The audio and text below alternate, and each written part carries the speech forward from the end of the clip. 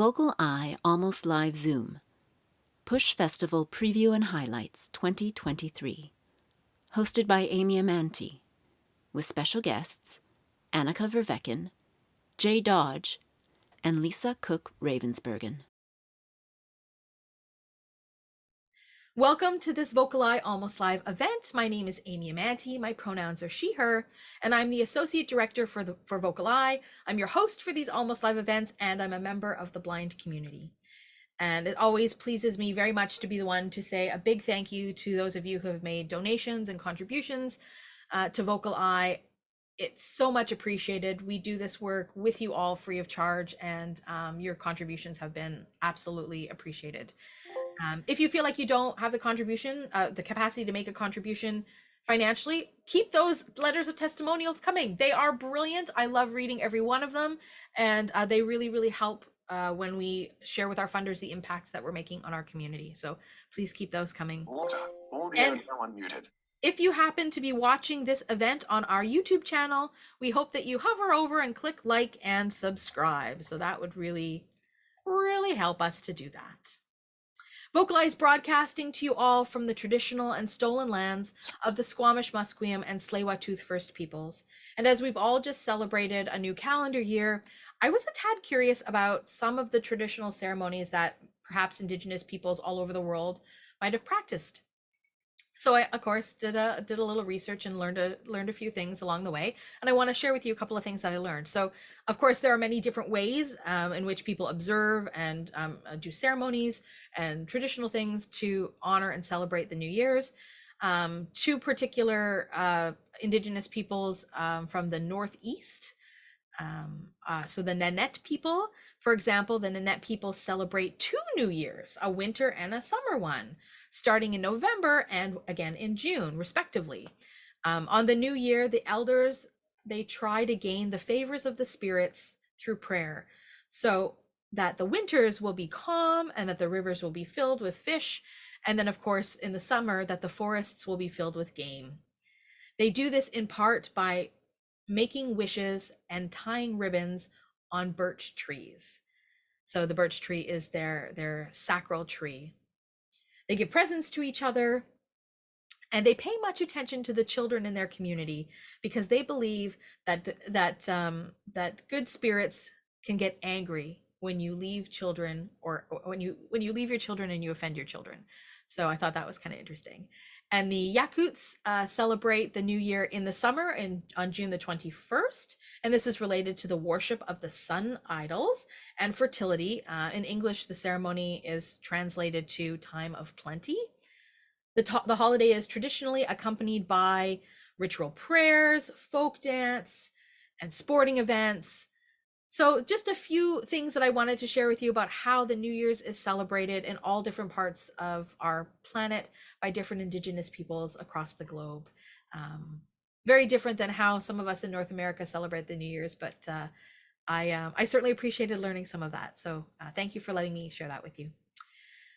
All right, I think it's time to invite Anika into the space. Before I do that, I just want to remind ourselves that it's Wednesday, January the 18th, 2023. And we're proud to welcome you to our Almost Live event number 106 with our special guest, Anika Vervecken, who is from the PuSh Festival, their accessibility coordinator. So Anika, welcome to the space. Thank you so much for having me. I'm so excited to be here. There you are. We're excited to have you. Happy New Year. Set us up a little bit. So for folks who are not familiar, don't remember, are not local to the Vancouver area, what is the PuSh Festival? How did it start? Give us some history and some background. So the PuSh Festival started 17 or 18 years ago, and it was Norman Armour and Katarina Dunn who realized that there was kind of a lack for some of the more boundary pushing shows that are a bit different from what we're used to. There wasn't really a space for that as much, and they basically got together and said, we need to bring some of these shows here. And it started off with one show, and then it became a festival and started getting bigger, and that's how the PuSh Festival came into being. And I would say that one of the reasons like PuSh Festival really works with a lot of local people. We work with, we work with the Culture, we work with the Dance Center, we work with lots of other organizations here, to bring these shows here. And it's very much about those, like a bit more like the avant-garde, boundary pushing, new kind of things that you might not necessarily get to see otherwise. Yeah, international festival too, right? So people are coming Yeah. from all over the place. Do you have any Yeah. idea how far people come from? One to Oh, like, lots of places. Like this year, I'm originally from Belgium, so I'm really happy to see that this year there is 3 shows that are coming from Belgium. There was supposed to be 4, but one of the wonderful things about Belgium is that it's become a safe haven from people from all over the world to create work. For example, I picked up Moya Michael and her crew, and Moya Michael is from South Africa. And so for Black Swan, it's, a whole bunch of Black folks that together created this amazing show. And there is shows from South Korea. There was unfortunately, there was an Indian performer who lives in Belgium who was supposed to perform, but unfortunately did not get his visa. So that was really, really disappointing. And also from across Canada, Okinum, which we'll definitely be talking about, was created on the East Coast on Anishinaabe. It's an Anishinaabe artist. And we've got Percussionist Songbook, which is coming from the UK, but also presenting different pieces from all over the world. So yeah, we've got basically every continent covered, I think, with this festival. audience members too. Do you have audience members that come from all over the world? We do have in the last week of the festival our industry week, and we get presenters coming from all over the world. We do get people sometimes coming over from the US to come and see the festival, but I'd be really excited when we start getting people like flying in, especially for the PuSh Festival. Hey, I'd be so like over the moon. Yeah, I mean, that's great. If folks don't know what industry professionals do, like why do they come to what are they looking for when they come to the festival? Well, a lot of curators will come because then they get to see a bunch of shows from all the way around the world. And that's what our people do too. Like our curators will almost always go to the Kunstfestival des Arts in Brussels because that has a lot of shows. So it's a way to see a number of shows. But then we also have an industry week, which is hosted by Talking Stick this year. So there's going to be a lot of conversations around indigeneity and a lot of events that are specifically only for Indigenous folks and folks within the industry so that they can do some work to figure out how they can create a better space for First Nations artists to create and present their work. And there will be workshops, there will be conversations, there will be artist walks where some of these curators get to go for a walk through Vancouver with some of the artists. And it's also a really great way for some of our local amazing artists to get to meet some of these people and make some connections, because sometimes you just need that in-person connection. It just really, really helps for local artists to meet some of these curators and build a bit of a connection, like, the same way that we have. Yaha Ku, for example, he lives in Belgium, but he's from South Korea. It's the second time he's coming, and that's been a relationship that we've built and we've gotten to know each other. So sometimes you need that in-person space. Yeah, and I would imagine that especially for local artists, but I suppose for any artist that is there, the curators might say, oh my gosh, we have to bring that show to whatever country that they come from, right? And so there's an opportunity as an artist to be able to travel and tour with your work because another country or another province or another city is like, ooh, I got to have that at our festival.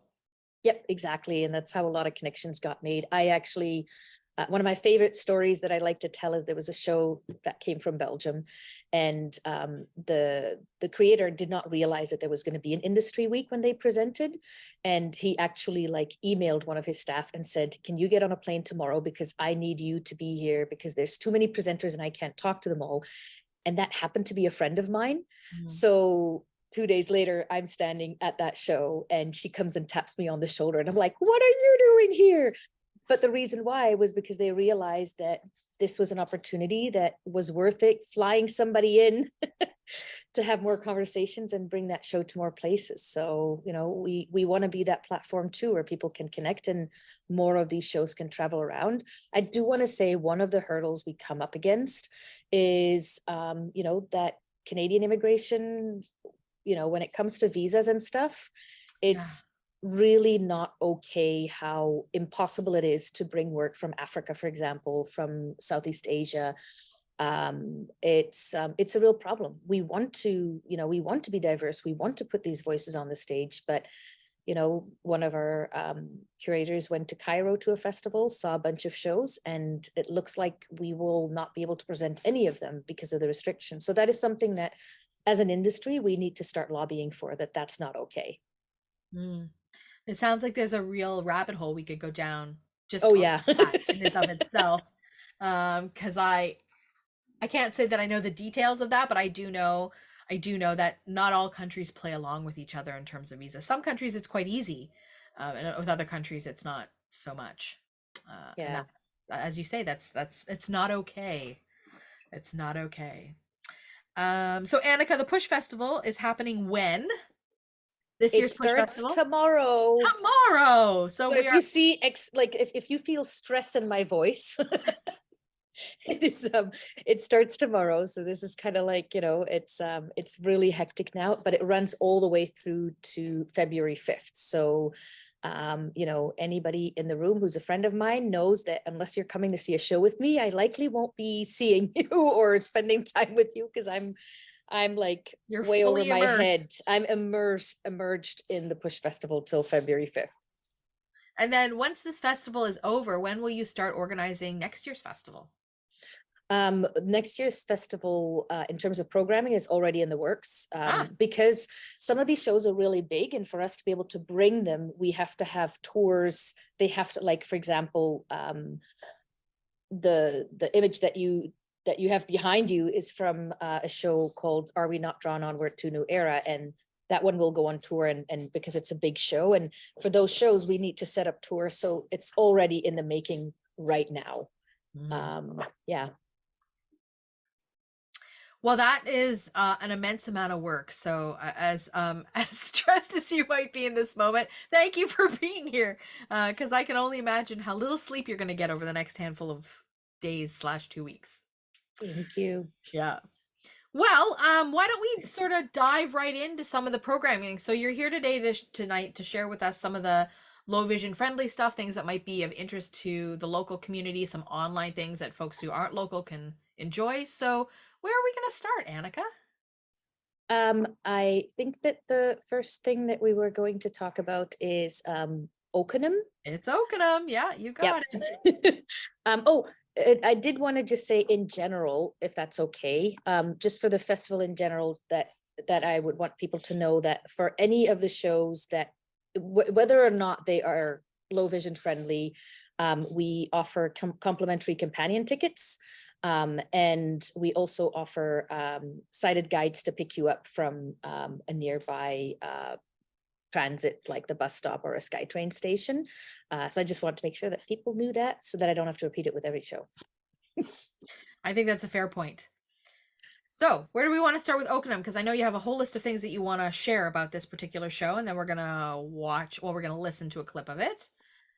Yeah, I think that the you know, the most exciting thing about it is that it's going to be described by our own Eileen on February 3rd at 7:30. It's at the Anvil, so it's not a show in Vancouver. It's at the Anvil in New Westminster. I'm also really excited that there's going to be a touch tour beforehand at 6:30. And one of the things that's really cool about this show is, what I love about the show, it's well, the show itself is about Emily Monet. It's very much about her own story and her own battle with cancer, and bringing in a lot of her Indigenous background. And there is a lot of symbolism around the beaver and the dam. Okinum means dam. And it is set up that in the middle there is like an octagon stage. It's a small one. It's like maybe not even, it's like 7 feet across, but the audience is set up all around it. So it's theater in the So round. It's theater in the round. And then above the audience are screens on all sides. There's like 5 screens all around, I think, on which there will also be imagery, but also people talking at certain moments. And what I love about this show is I really can sense that Emily is trying to look at how can we do theater from an Indigenous perspective? How do we, like, what does that mean to truly do Indigenous theater, rather than saying, okay, we've got this like European model of theater and I'm just going to tell my story within, you know, how Europeans tell their stories, and to say, no, I'm not going to do that. I want to tell a story. And I think being in the round is one of that, but there's a lot of other ways that I don't want to give away, but a lot of other ways in which she kind of like breaks what we expect. And I think that that's such an important thing for us, you know, to question how we do things. Yeah, and I'm very excited to go to that show and to hear Eileen describe it as well. All right. Are there anything that you want to set up before we play the audio clip of this show?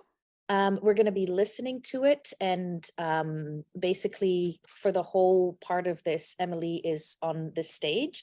On the stage, there's also a bunch of animal hides, and she is wearing kind of like a one-piece suit that's black with like gold on it. It kind of looks like lots of stars a little bit on it.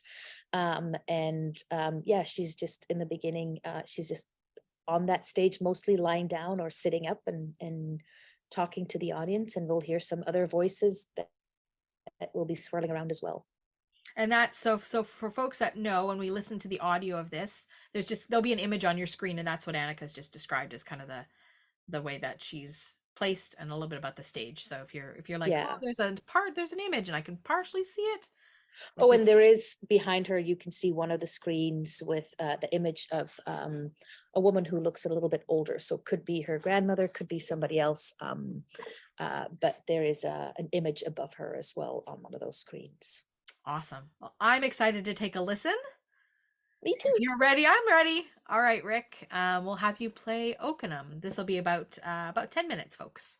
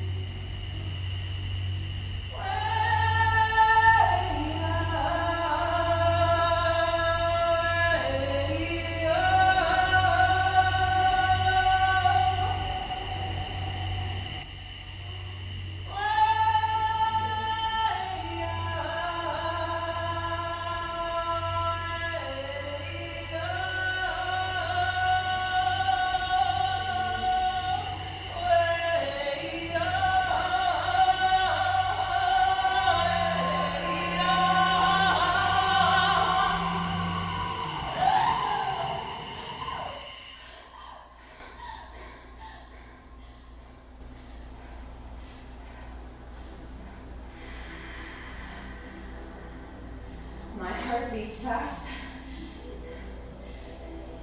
Intuition doesn't lie.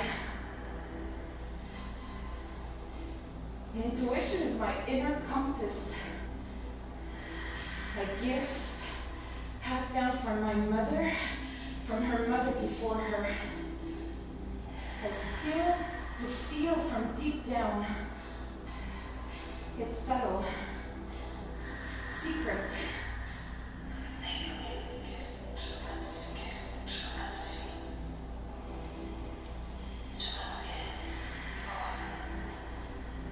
My great-great-grandmother's name is Mani. I hear her voice in my ears, buzzing, whispering, revealing, especially in my dreams. Dreams are premonitions, truths, visions. Dreams clear from deep down. Words muttered into my ear to decipher dreams. Dreams that can also sometimes predict death. That's the gift. No, intuition never lies. In my bed, spread out in the shape of a star, I listen to my heart beating fast, too fast since I left the dream and landed here, awake. I have an appointment at the hospital this morning.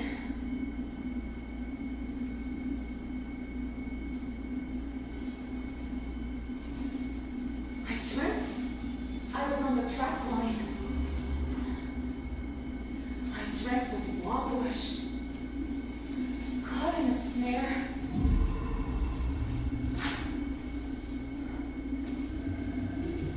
I see Wabush struggle for a long time, trying to break free from the metallic fangs grasping at their neck. I watch without moving, mesmerized by Rabbit's instinct to survive. I look at Wabush right in the eye, holding on to this moment so fleeting when life spills out, when fur becomes still. I'm transfixed. Right here, right in front of me, I watch Wabush die. I admire their fight. Rabbits white as snow. Wabush finally surrenders. Body stops shaking, heart stops beating. Without a cry or a plea, Wabush offers their life in the crisp silence of winter.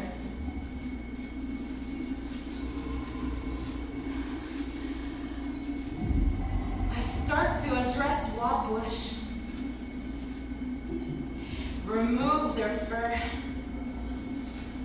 Flesh is pink, warm, naked.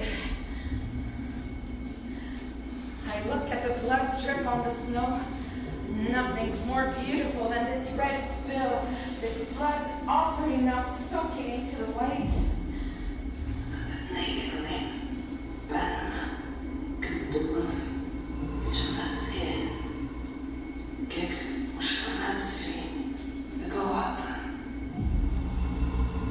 My heart beats faster, but it means I'm alive, right? And since I found the lump, since I've entered this dance of ultrasounds, mammograms, biopsies, scans, needles under the skin, life, my life, it pulses. A dam about to break.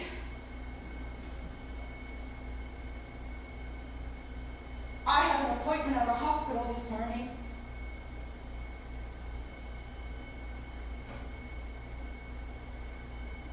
I feel like Wabush. Dépecé, exposé, dépecé, exposé, dépecé, exposed, raw, vulnerable, raw, skin, vulnerable, dépecé,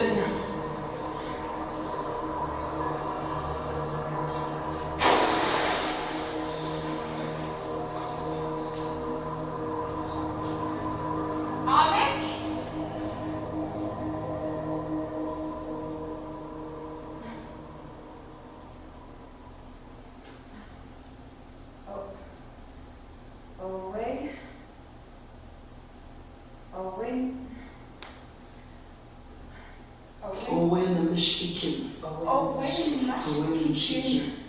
This is my medicine. And then he said, Qui no agi. That means it's yours now. Wow. Because he gives it to you. And then he said, Meno abijitun, or something like that. Meno abijitun.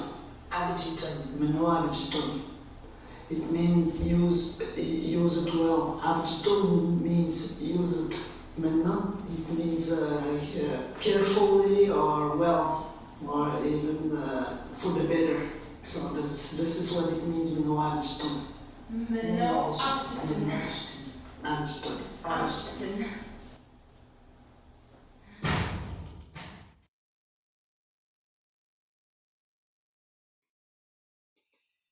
Okay, that was Okinum. We got Anika back with us. Yep. So that there's some really interesting sounds in there, really very evocative. I hope that there's some folks locally who will come to see that one, because I think as you say, we're breaking down the conventions of traditional storytelling in theater.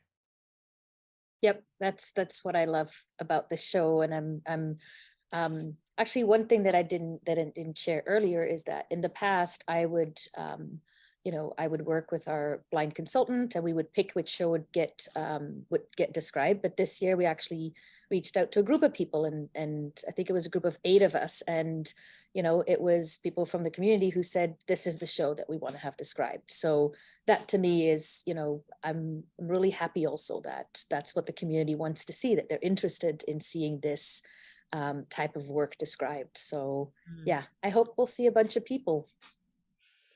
Awesome. All right, my friend. So next up, we've got Percussionist's Songbook. Yes, that one is, like I said, we work with a lot of different organizations, and this is a co-production with Music on Main and David Pay. Kind of when it comes to like new music, David Pay goes around and finds amazing work. And this is a show by Joby Burgess, who is British and who is a percussionist. And it's playing at the Annex downtown on January 25th and 26th. And basically, Joby is playing a number of songs, all on different percussionist instruments. He's kind of like surrounded by a whole bunch of different instruments, from xylophones to marimbas to gongs to these like, they're metal pipes, and he like rubs them with a special glove, and then they make a sound. I forget what it's called, but it's really amazing the type of instruments he uses. And but also again, like from some of the pieces which are more traditional, like one of the pieces is actually Bach, to things that are that use a lot of sampling and like technology brought into it. And I'd love to tell you a little bit about the 2 songs that we're going to be listening to later. The first one is called Throw Your Pumpkin, I believe. Yes, Throw Your Pumpkin. And it is by Yazz Ahmed, who's a British Bahraini trumpet player and composer. And I love this quote from Yazz. I hope that through my music, I can bring people together, building bridges between cultures and changing perceptions about women in jazz and people of Middle Eastern heritage. And that first song that we will hear in a minute, it's called, like I said, it's called Throw Your Pumpkin. And you'll hear Joby playing, I think it's a xylophone. But you'll hear the percussion instruments, but woven into that, you'll hear kids' voices. And those kids' voices are actually telling a traditional Saudi Arabian folk tale. And if you want, I can tell you what it is, because I don't, unless there's, Arabic speakers among us, I don't think many of us are going to catch it. Sure. Yeah. Why don't you do that? I think that's great. So it's a story about kindness and of the rewards of unselfish acts. There's a mom, and she's out buying groceries for her daughters, and she spots a very plump looking pumpkin. Knowing that this would make the perfect meal for her hungry children, she buys it straight away. On her way home, she encounters an old man who begs her to help him, pleading for her to throw away her pumpkin so that she can help carry him. She reluctantly agrees and carries him along with her groceries and the very heavy pumpkin to her doorstep. He then begs for food and a place to sleep overnight. Once again, the mother complies, tending to his needs. The next morning, to the family's surprise, in place where the old man had slept were pieces of glimmering gold, a reward for their kindness. The mother told this bizarre story to her neighbor, who, with the intention of obtaining such riches for herself, reenacts the same events by picking up an old man, completely disregarding his pleas to leave him alone. The following morning, she and her mother family are punished for their selfish acts with a nasty surprise. I don't know what the surprise is, but one of the things that I love about this story is that it kind of goes on to one of the things that you always talk about in any kind of accessibility training you do. Oh gosh. I mean, I am a big lover of folklore for that very reason. It's just always such a mystery, but there's a message there, right? Like, kindness pays and selfishness doesn't. Yep. But also, like, one of the things that I love is that they include that, this other woman, she reenacts the events, but she picks up this old man, but doesn't listen to him. Yeah. Like, he doesn't want to be picked up. He doesn't want this help. Yeah. And like, I think that's a really, it's so cool to see that, like, that story, when we do training, we're like, make sure you listen to people, ask them what they want, and I'm like, oh, cool. This is part of this show too. It should be part of humanity, truly. Oh God, yes, right? Absolutely. But now, I do know that we had planned to play these back to back, but I'm wondering now to change the script on you if you're okay with this. Yeah, absolutely. To pause and have discussion between the two of them, because there might be some visuals in the videos that we might want to just unpack. I love that idea.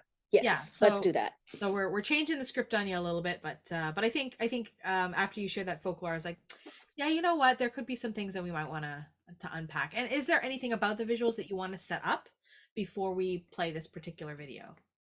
No, you will see Joby playing the instruments, or Joby will be amongst all of the instruments, and I just hope that afterwards you're not going to ask me what all the instruments are, because then I would be lost. But I'm happy to talk about it a little bit more after we get a chance to listen to this amazing piece of music. Wonderful. All right, well, let's get Rick to hit play on Throw Your Pumpkin.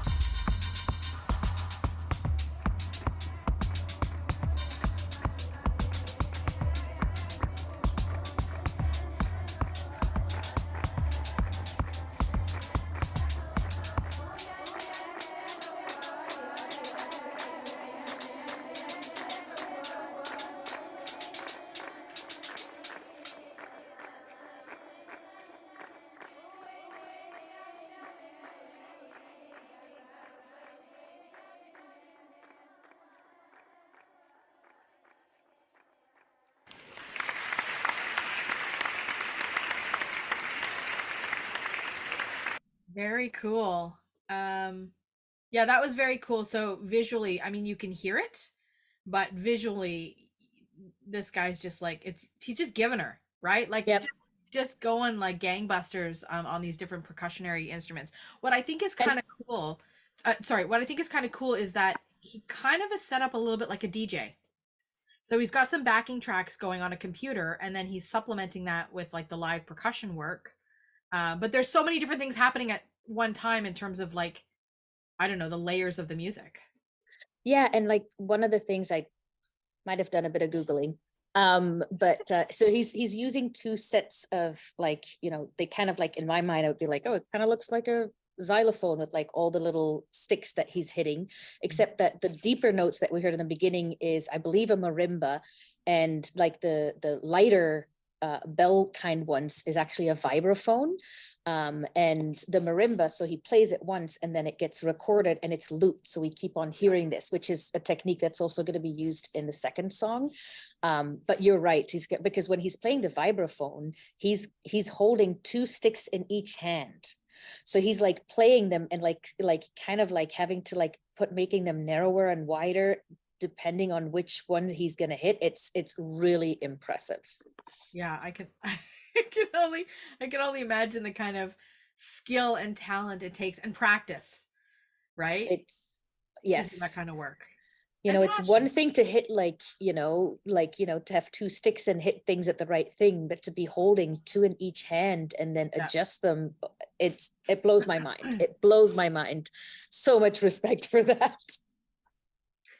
I don't know what a marimba, is that what you called it? A marimba, it's Marimba, what is that? it's kind of like that xylophone, like, you know, when you think about a So it has the xylophone where same it has the shape. sticks, it has Yeah. those shapes, but they're wooden. So that's why it has a deeper, warmer sound versus the bell sound of the vibraphone, which are metal sticks. Gotcha. Okay. Yeah. The little planks on the. Yeah, the little planks, exactly. Yeah, gotcha. Okay. Very cool. So let's set up this next one then. So you said they're using the same sort of looping technique, which I have seen more and more artists do as of recent, like at the Vines Festival and a couple of cabaret things that I've been to in a work context, where people are building layers by looping, right? So they pick up their guitar, they play a thing, and then like, the computer records it and it loops, so it plays that same, and then they pick up something else and they play a thing and it loops, and so all of a sudden you're your own band. Yeah, and not just in music, but I worked on a show last year, which was supposed to be in the PuSh Festival, and the name will come to me. But Morag, Right. Morag, you're a long time deed, which is dead in Scottish.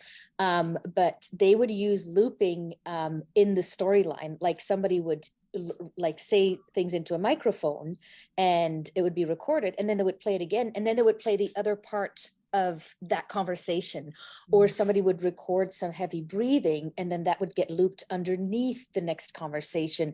And this was all done right in front of everybody, so it wasn't like, it wasn't like hidden. You could just see that this was what they were You're doing. seeing the process, yeah, and the product. I love that. In the same journey, yeah. I love seeing the process. That's one of the things I'm always excited about, because I like the time where you wanted to hide all the tricks is like, well, I want to see what you're doing, because then I can see how hard it is and how hard you're working to do this. Because if you mess up any of those words the first time you recorded, well, now, it's messed gonna, up every time it's looped. Yeah. Yeah, or if you mess up the timing and say things too fast, and now you don't have like, it really is a delicate thing, and it's so cool when people use those kind of techniques. Yeah. Christine Malik in our space shared with us at our holiday event a summer solstice, winter solstice type piece that she did with 3 other artists that was looped a little bit like that during their recording process, which I thought again was really cool. Really has a really cool sound to it. That is really cool. Species. So Species is composed by Graham Fitkin, and I believe it was composed in 1963, which is an important thing to know, because the words to this, I'm not going to read you the words because you're going to hear them, and normally they're in English, so we should all understand them. But it is really cool to know that these words are adapted from the United Nations population growth statistics. So the next show is the next song is statistics. We're all going to learn about statistics, which I think is a really neat little tidbit to know before we listen. All right. Well, I'm excited to learn a little bit of statistics in an artistic format. All right. Rick, when you're ready, hit play on Species.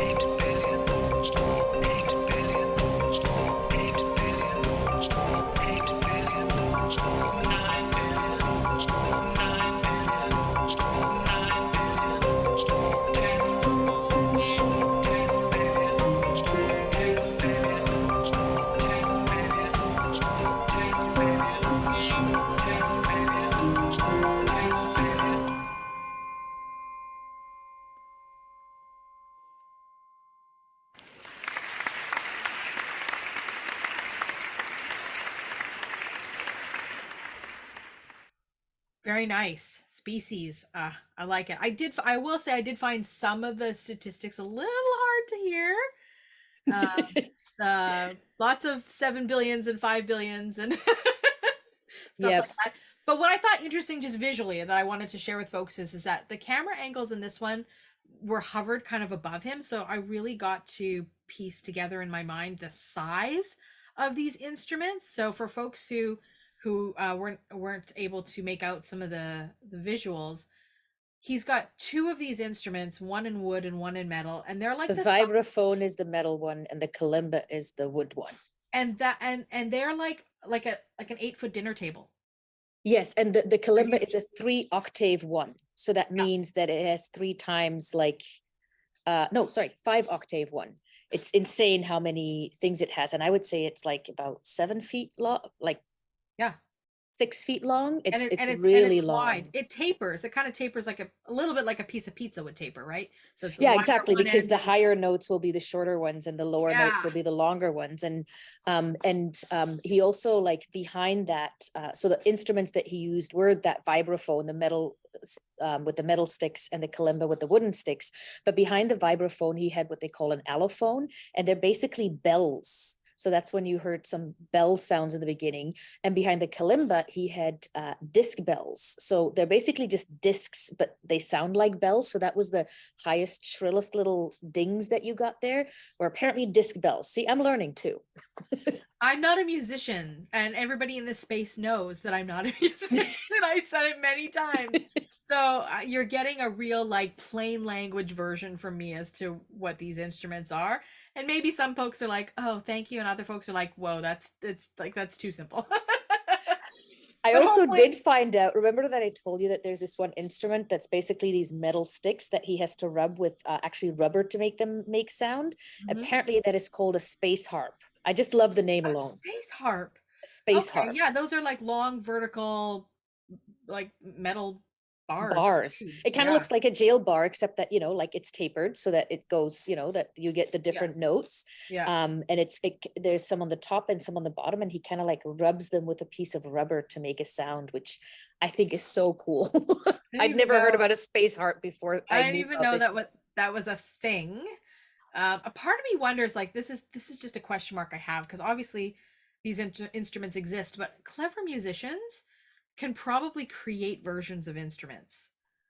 Oh yeah, I totally think different things. Like, somebody blew into the first jug once to make a musical note, blowing into a jug, before it was an instrument. So I would say that folks who are creative musicians and people who are interested in sound are making. I learned this when I was doing Foley for the film industry years ago, that you can make sound out of anything. Mm-hmm. And so. Man, I recently helped out with a show. It was a dance show, but all of the sound in it is basically sound recorded from space. Yeah. And then they take that sound and just kind of like work with it to make it into these soundscapes. And I remember that one of the pieces has these jolts in it, and it's because it was recorded.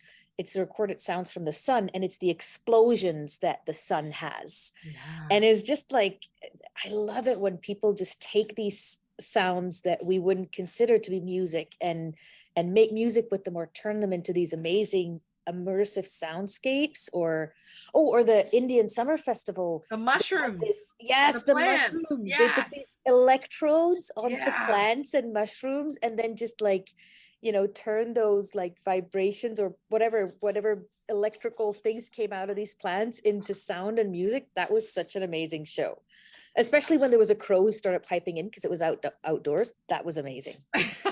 Timing was apropos, right? Right on cue. So this is playing live, which is great. So if you're local and you want to go live, but you can also check out some Yes. stuff online. So tell us how folks can access that. Absolutely. So basically the whole songbook, Percussionist songbook. So these are all songs, like it's basically Joby's favorite songs to play as a percussionist, including one or maybe two that Joby composed themselves, and they're all available on YouTube. So you can just go and listen to the entire songbook. And if you really like it, then we hope you can support him and buy his album, but you don't have to pay to listen to the songbook. It's just there on YouTube, and we're going to share the link with you. We're going to share the link. So stay tuned for the follow-up email. There'll be lots of really interesting things in the follow-up email. So yeah, I can get behind this. I think it's super cool. And I might have to just go buy an album. Because how much more fun would it be to like cook your dinner to something like this? Yes. Very cool. Having good music in the background when you're cooking is the best. Absolutely. Okay, my friend, we're going to transition on to the next piece that you brought to share with us. Yes. So this is the Club PuSh and the Talking Stick. Yay. So Club PuSh has been around for a while. Club PuSh has always been kind of like the more late night shows. So it's had different iterations. Sometimes it was like late shows after other shows. And this year, well, it's always been late shows and it's always been later in the evening. But then also Club PuSh has always had an opportunity to hang around, have a drink, and, sometimes party, or at least. Yeah, it's the after party idea. That's one of the things that, is sometimes a little bit hard. Actually, the Fringe Festival, they have an actual Fringe bar, and I wish we could have that. I remember one time, we were at another festival in Portland and they had this beautiful bar, and it was in September, and we said, why don't we have that? And the person who was the festival manager at the time was like, Anika, our festival is in January. We will not have an outdoor bar. But we do have Club PuSh. And basically what we've done this year, we've reached out to 3 organizations that are putting together a Club PuSh night. Mm-hmm. And one of those is Talking Stick. They are going to be curating an entire evening full of music. And it's one of the things that I think is really awesome is that what they're going to do is they are creating an audio introduction, in which all of the artists will introduce themselves, and you get to kind of find out, who they are and what kind of music they play. And there will be some visual projections, and the designers for that will be sharing that too. And that'll be on our website about a week before the show actually happens. And the show is going to be on February 2nd. It's at Performance Works on Granville Island. Starts at 9 p.m. and we have to close the doors at 1 a.m. The Belgian in me is just like, why do we have to have a closing hour? But I'm not going to get into that. But one of the things that we do realize is that even though we provide theater buddies, 9 p.m. is quite late, especially, Granville Island, having to walk all the way from the bus stop. So for that night, we will be providing like a bit of a transportation or a shuttle service for anybody in the blind or partially sighted community who wants to come. We will actually pick you up in a car from the SkyTrain station and somewhere nearby, and we will also bring you back to somewhere in like a 1 kilometer radius, so that we make it a little bit easier, because we realize that late at night is not that easy for a lot of folks. And what happens if you decide that you go at 9 and you want to leave at 10? That's completely okay. We will have people on standby because it's like it goes till 1 a.m. but like the last part of it is DJ. So, and like we don't expect anybody to like commit to be down to close down the party. Listen, I would love to say that I'm up for a party, and most times I think I could be, but then I get there and I'm like, oh, it's been a long day. Oh, I'm feeling it now. So I appreciate that there is flexibility, and it's not like, one car shuttle that's leaving at 1 a.m. Yeah, no, that would be kind of unfair. But and that's just like in an event like that, there is no specific ending time, you know, it's when you are ready to go home, to be honest. So we've got a song that we Mhm. are, I guess, is going to be shared with us, and so can you share with us about this song? Who wrote this song? Yeah, so there's gonna be oh, I lost my document. Eee. Stand by, technical difficulties. Stand by, stand by. um here we go. The song is called "Something to Prove." I know that, Yes. and it's Alexis Lynn. Yes, and I do want to before I go to that, I want to give a quick shout out to all the different people who are going to be in there. They're all Indigenous artists, so that's a really good thing to know. There's DJ Osho, DJ Paisley, Eva, Haley Wallace. That's a soul pop duo. I don't know why I wrote it that way. Quinn Pickering, indie pop, and then Alexis Lynn is going to be there with a full band. And Alexis Lynn is a singer-songwriter from Surrey in BC, and you know, she's inspired by hip hop and R&B, and it has a real pop feel to it, the song. But even though it's like, you know, catchy hooks and radio ready productions in her songs, the stories that she's telling, they might surprise you. I appreciate that, and thanks for the shout out to DJ Osho, because we had the documentary that we shared during the Oh yes, of Indian Summer course. Festival Almost live event as well. So we were able to sort of witness a bit about DJ Osho and their background and their advocacy and their work. So it was really nice. Anyways, Yeah. I Well, if you digress. want to I'm come a fan. so now if you want to come and see DJ Osho live, there's an opportunity there. Live on Granville Island. Yes, our favorite venue to get on to. Well, PuSh is doing the best that they can to make things as accessible as possible, and that goes a long way. So, shall we have a listen to Something to Prove? I love that. Awesome. So, Rick, when you're ready, go ahead and hit play.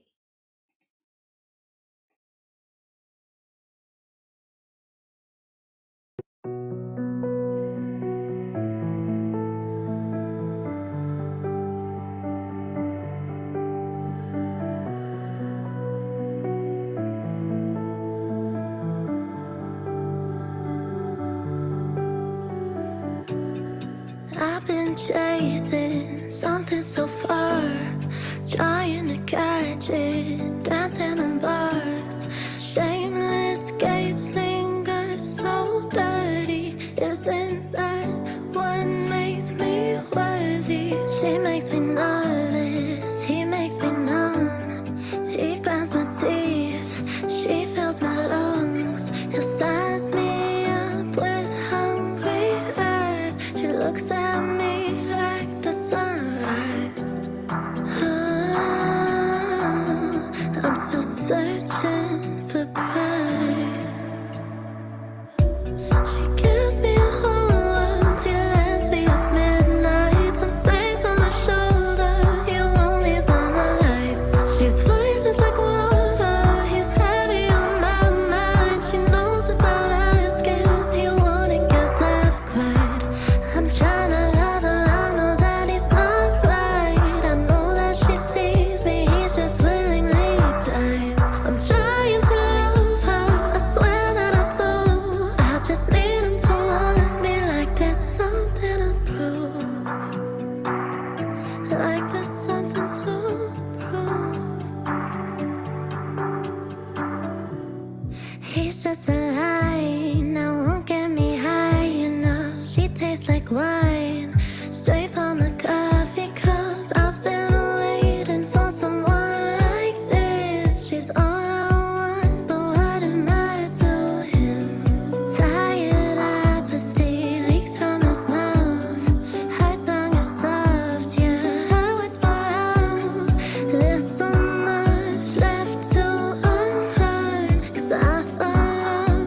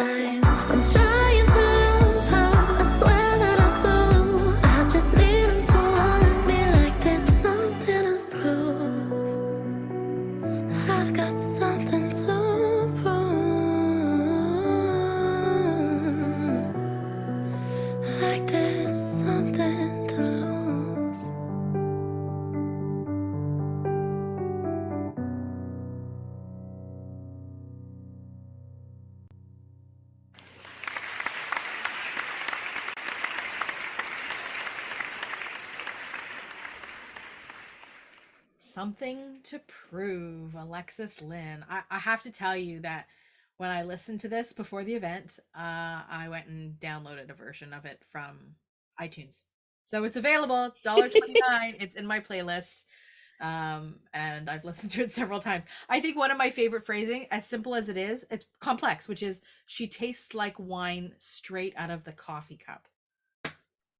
Something really evocative about that for me, right? The juxtaposition of wine from a cup. Like, I don't know what it is about phrasing, but I'm like in love with people who can take words and make and is bringing those different senses together. Like, it's like, you know, it's not about taste at that moment, it's the feeling, but you're bringing it together and linking it, and I love that. It's a metaphor for something else, but it's very it's just very evocative to me, and I so love that.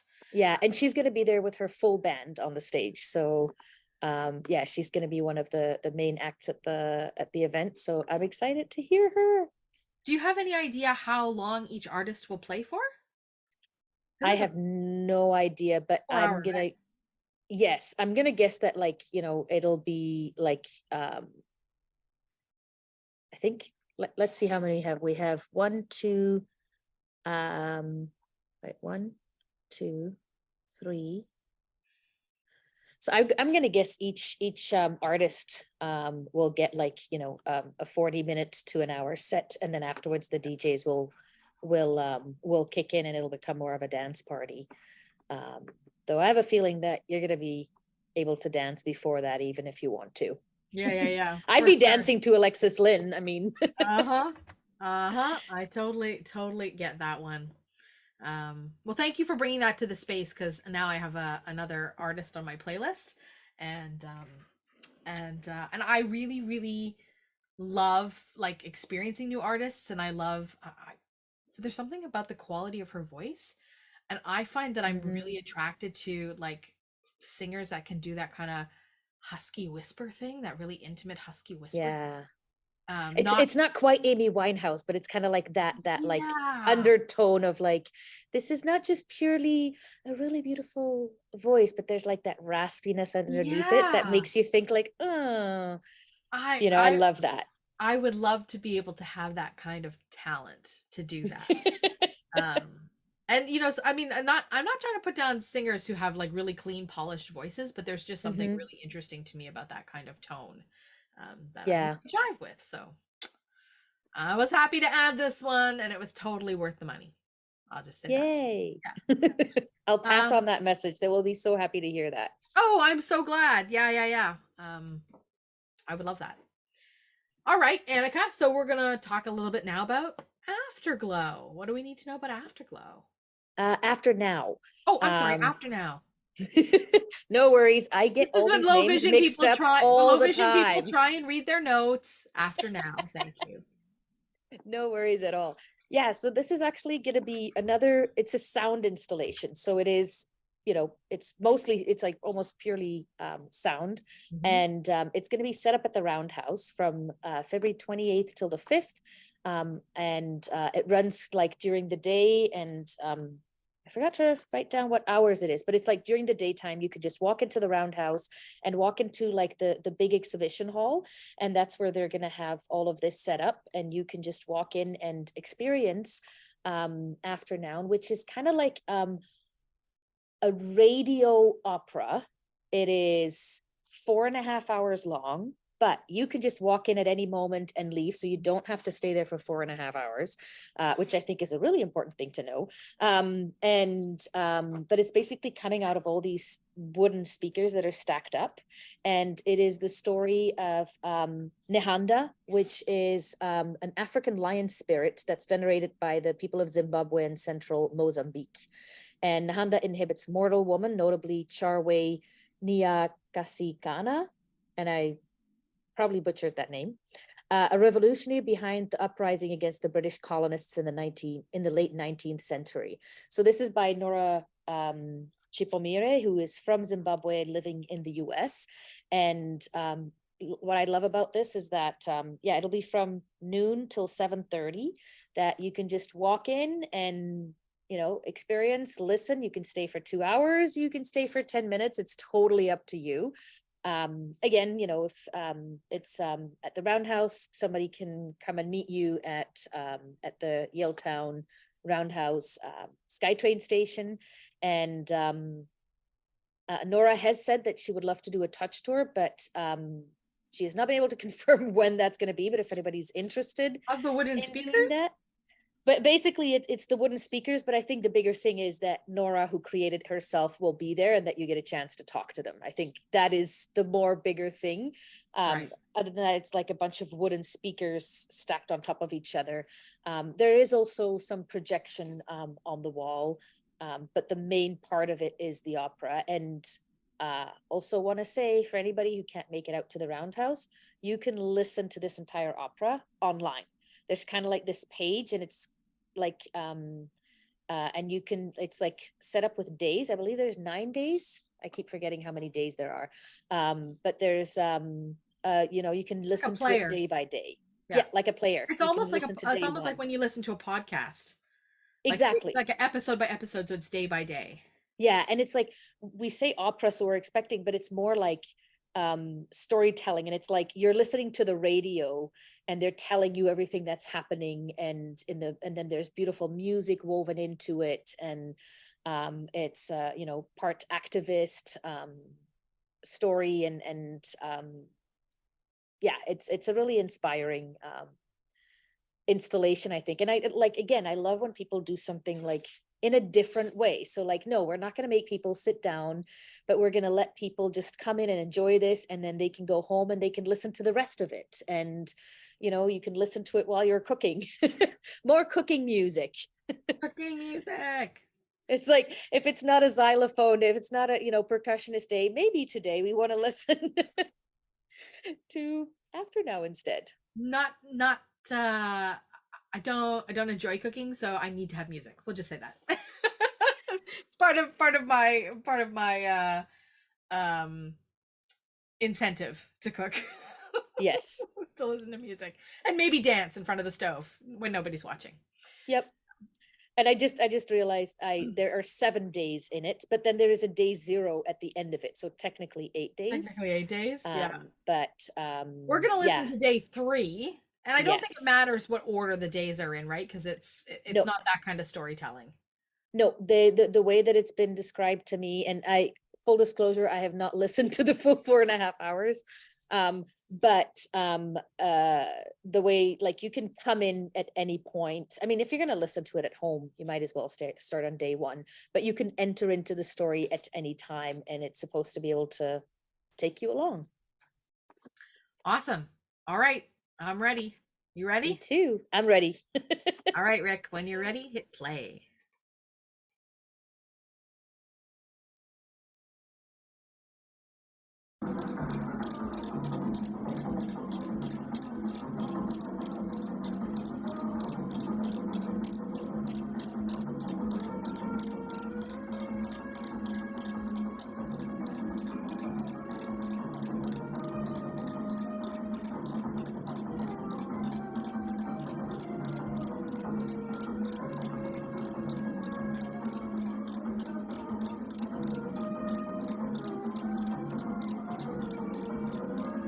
Dear listeners, dear listeners, dear listeners, dear listeners, dear listeners, dear listeners. Hello, checking. Microphone check. 1 2 1 2 1 2.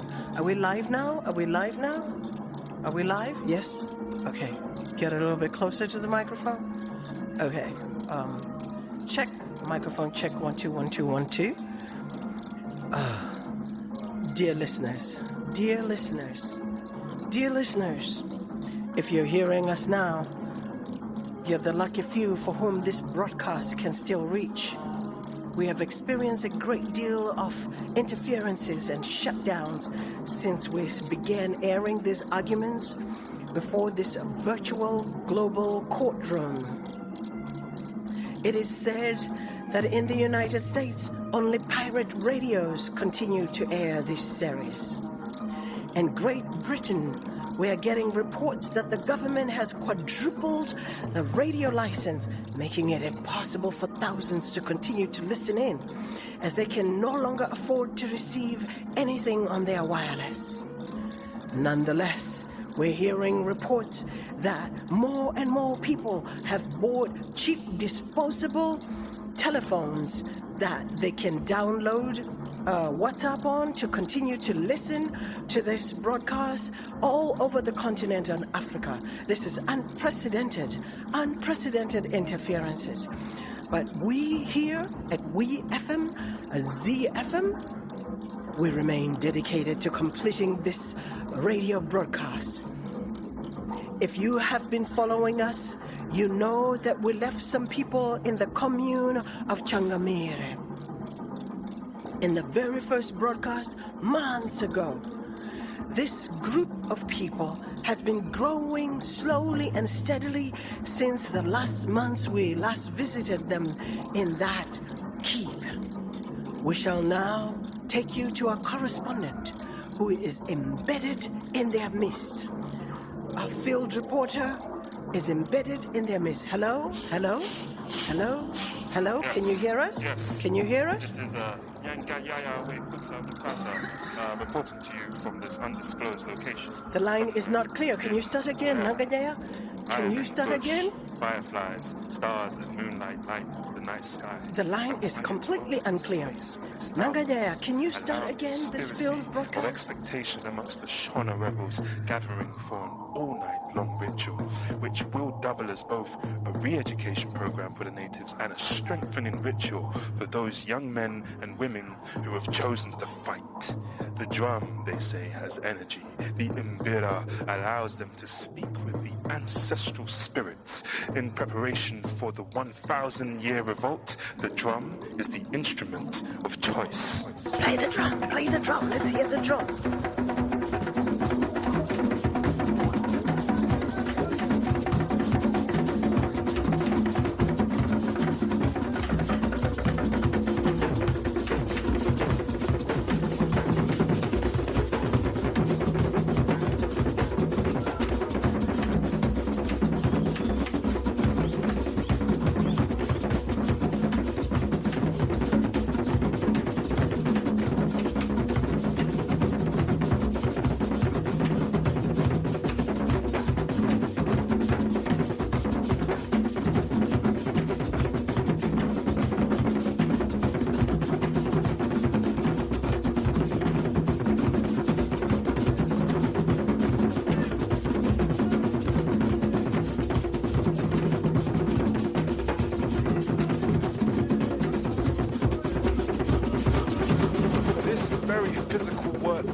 At sunrise with the arrival of the Murenga. The arrival of the Murenga signals the end of Pumwe. I shall describe to you now what a Pumwe is. A Pumwe is a gathering that takes place from sunrise to sunset. It is an event happening in this land every night in locations that are said to have power, places such as infamous Chinhoyi Caves and the Gwinwindwigwi Caves.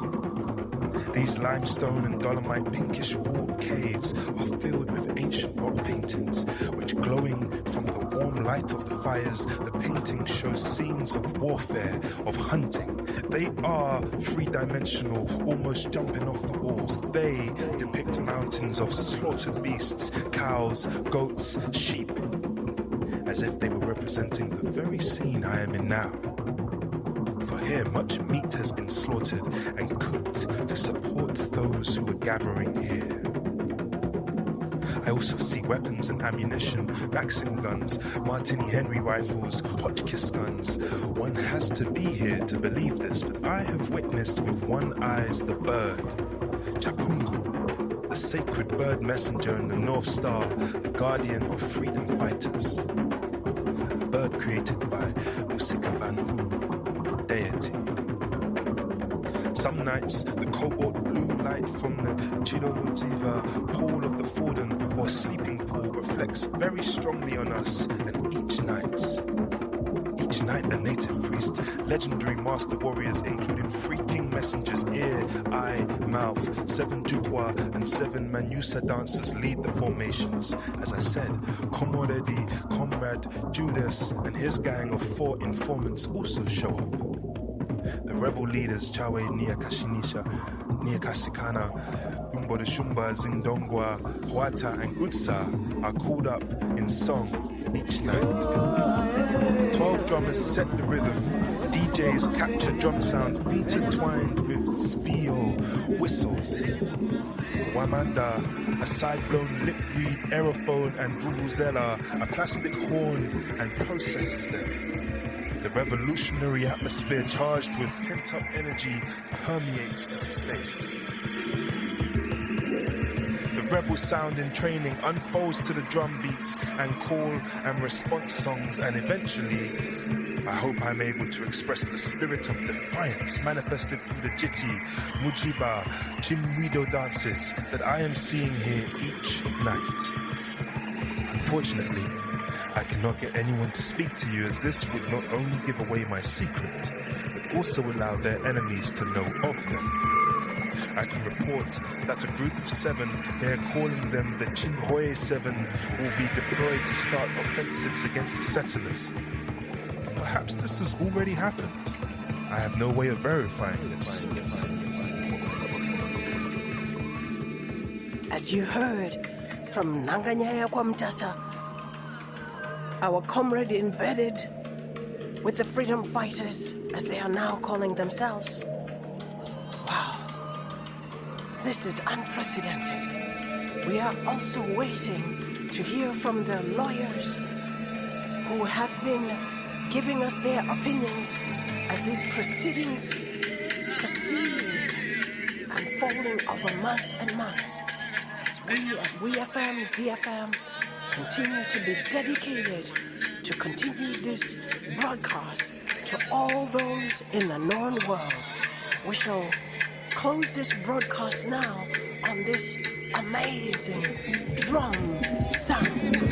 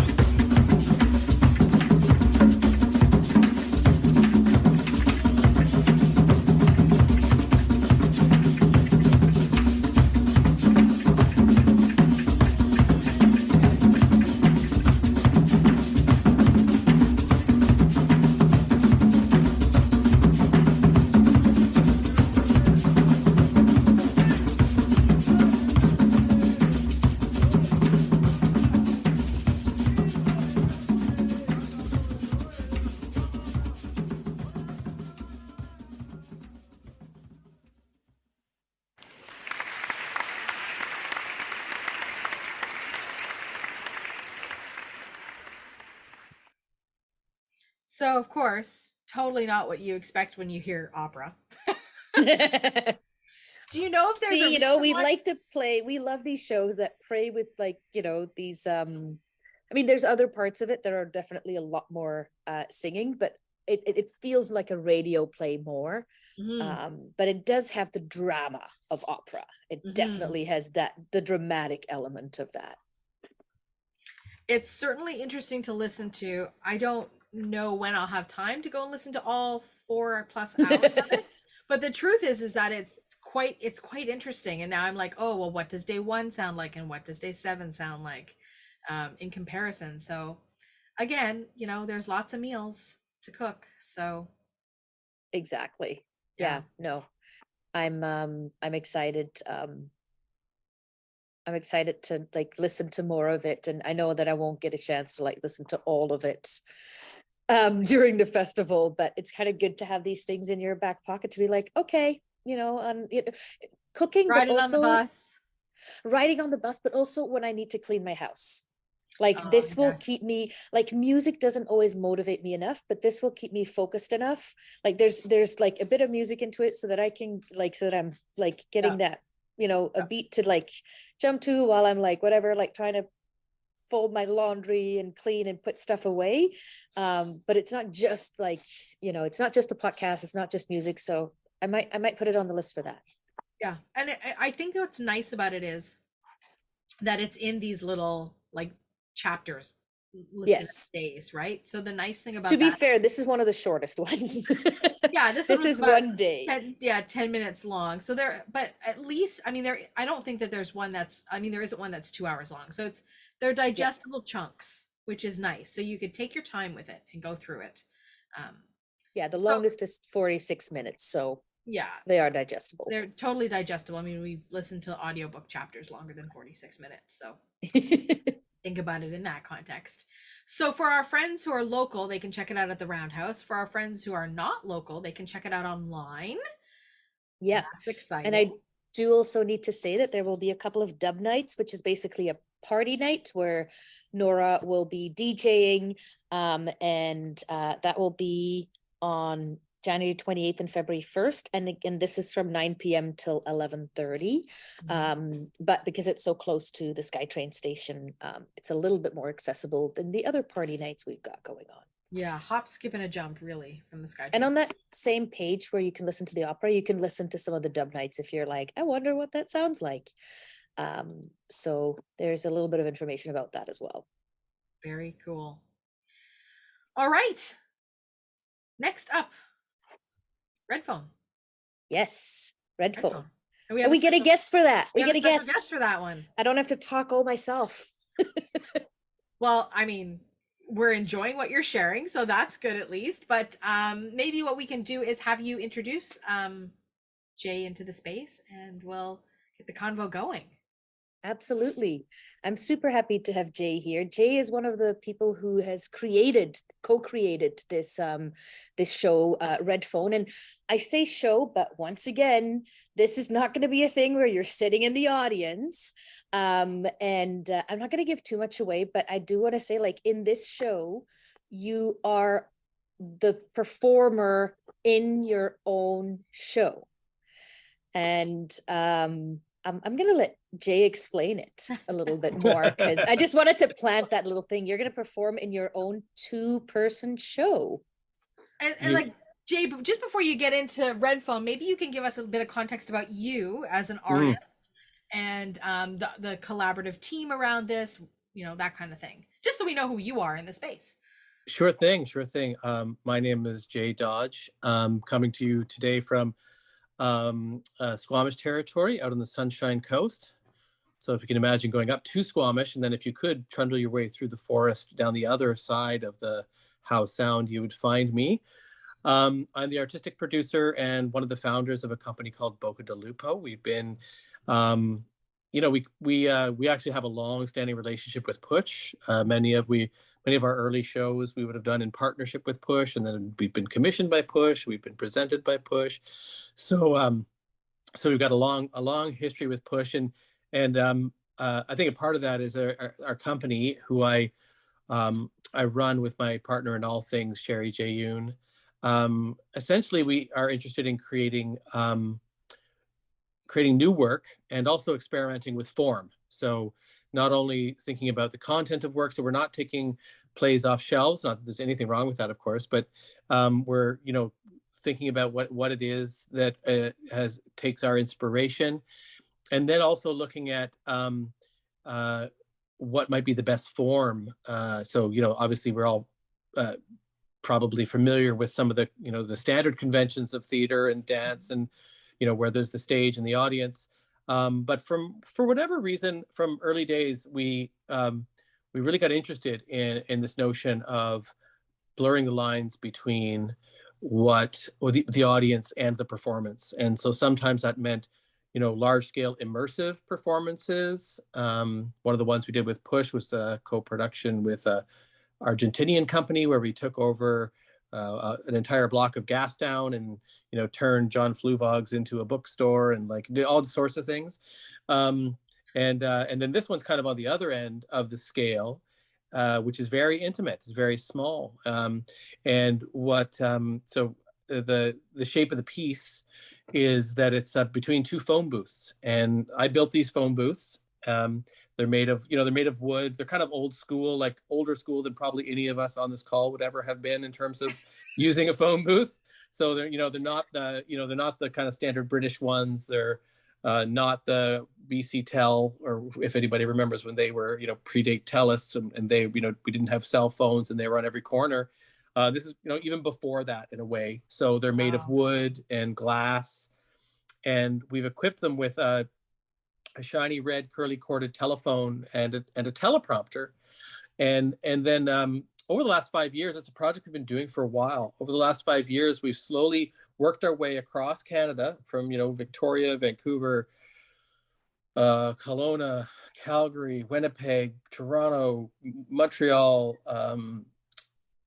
Fredericton, Halifax, St. John's. Like, we've kind of really run the course. And everywhere we go, we commission and work with local theater companies to commission a bunch of playwrights to write a conversation that they think people should be having, like an urgent conversation that they think people should be having. And we ask them to write it, and then we ask the audience to essentially have that conversation using this thing that we've made, these two phone booths. And then this iteration at PuSh, kind of 5 years on, and it was a very Canada-focused project. Now we're partnered with PuSh to turn, as you might imagine, the PuSh International Performing Arts Festival.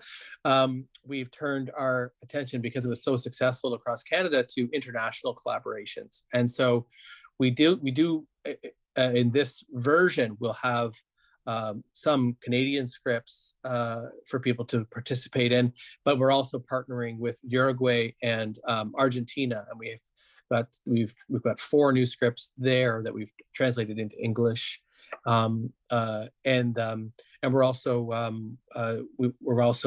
worked with PuSh to offer one in Braille as well, which I think is something we've never done before. It's a bit of an experiment, so we're hoping that people will come down and help us kind of learn through that. This project has always been about learning and evolving and making it better as it goes along, and so we're really, really excited by that. And just to preface, for anybody that's like having a panic attack about the idea of participatory theater, the way that I describe this is it's kind of like the theatrical equivalent to singing in the shower.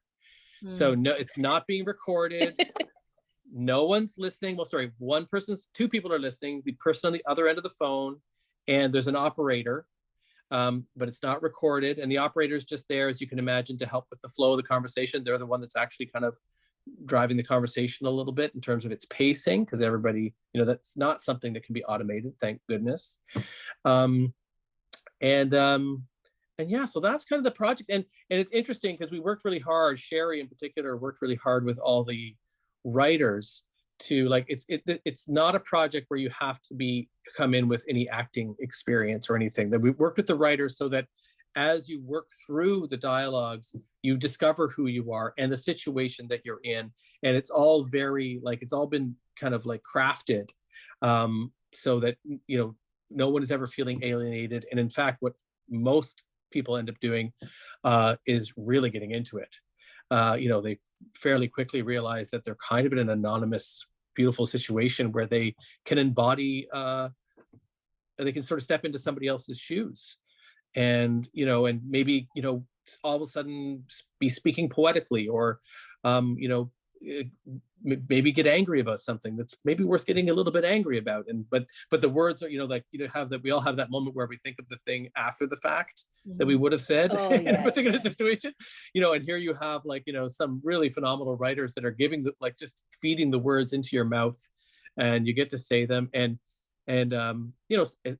it's also quite interesting because sometimes you find yourself on the other side of a issue that would be your own personal stance, right?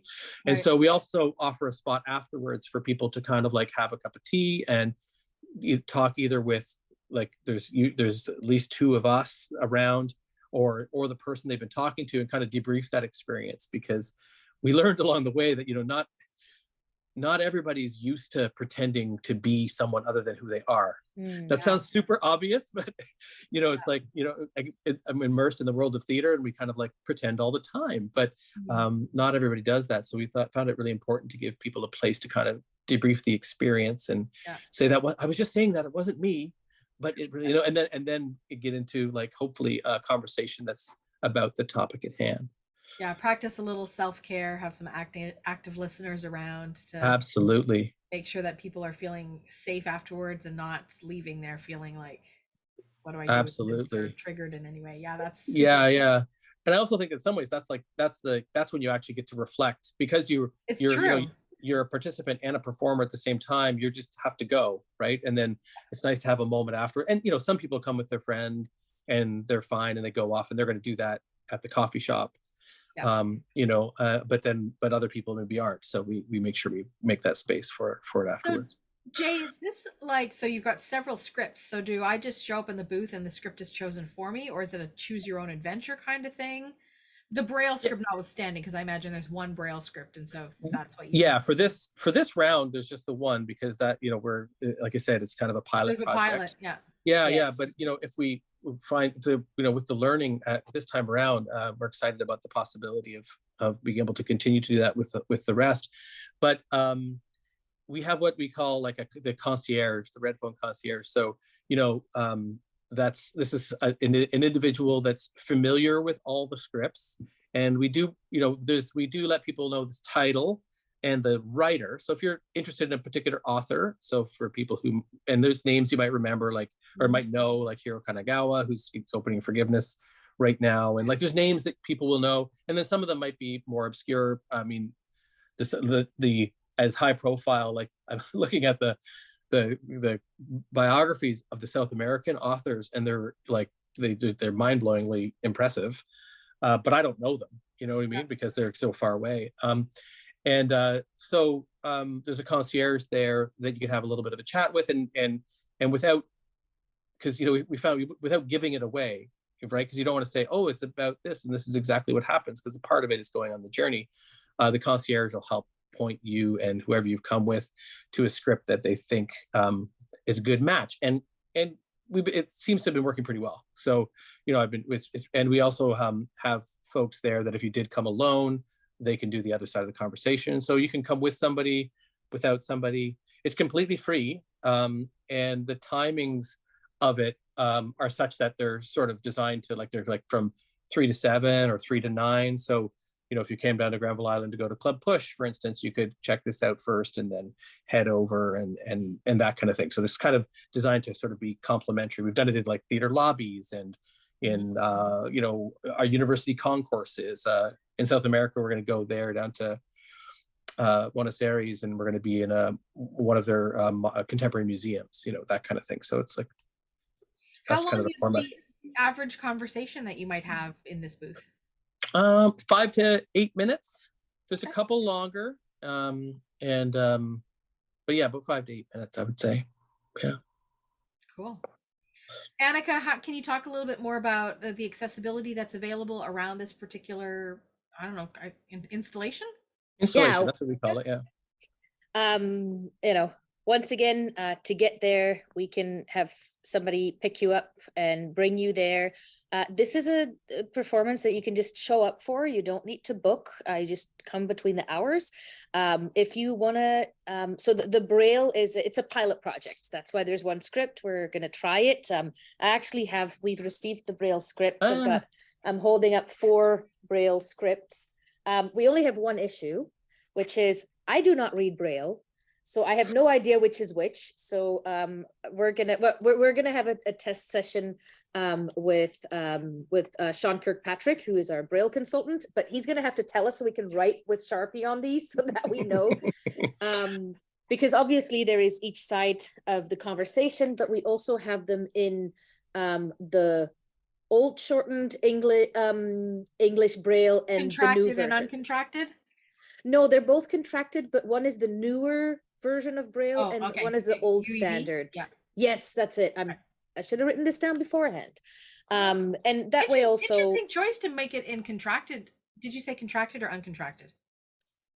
Contracted, I believe. Oh, interesting choice to make it in contracted Braille.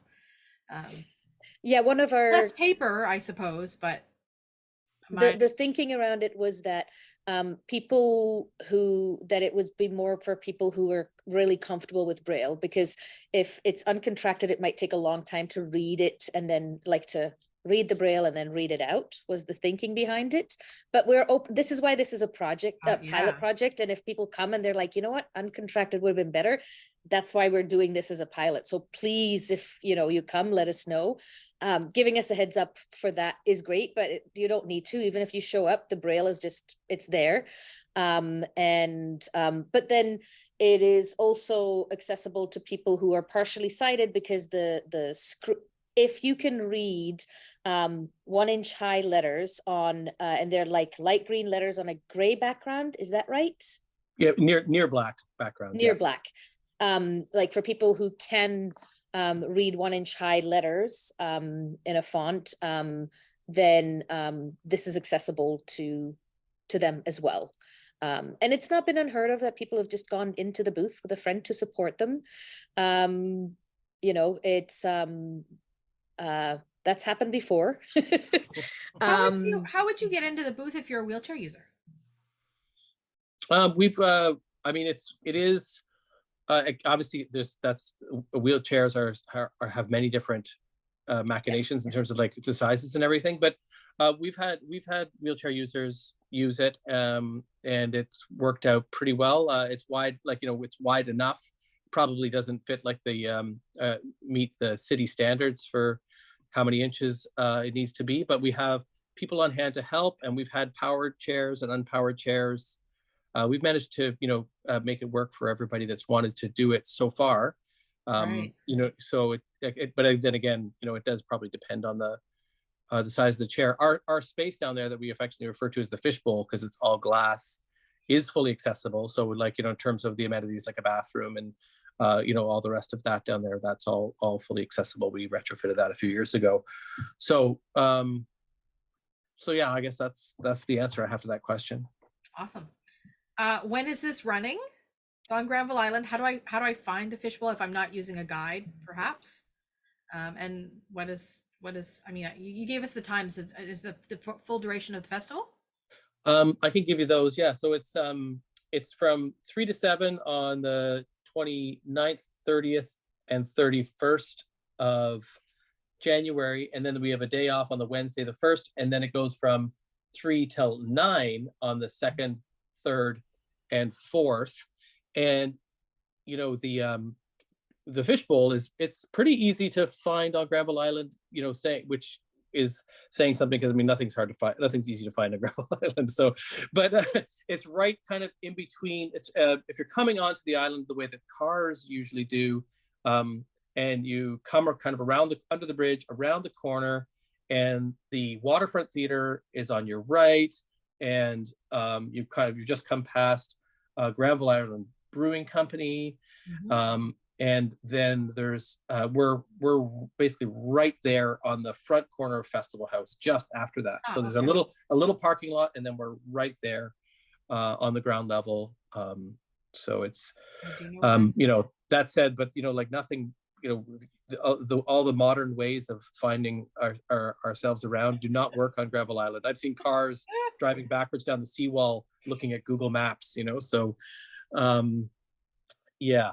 But it's always appreciated to have a guide there, because there also is not a lot of delineation sometimes between where pedestrians walk and where cars drive, because a lot of curbless environments where people sort of just dart across traffic, and so that makes things also a little challenging. So guides appreciated. Anything else, folks, we need to know about Red Phone?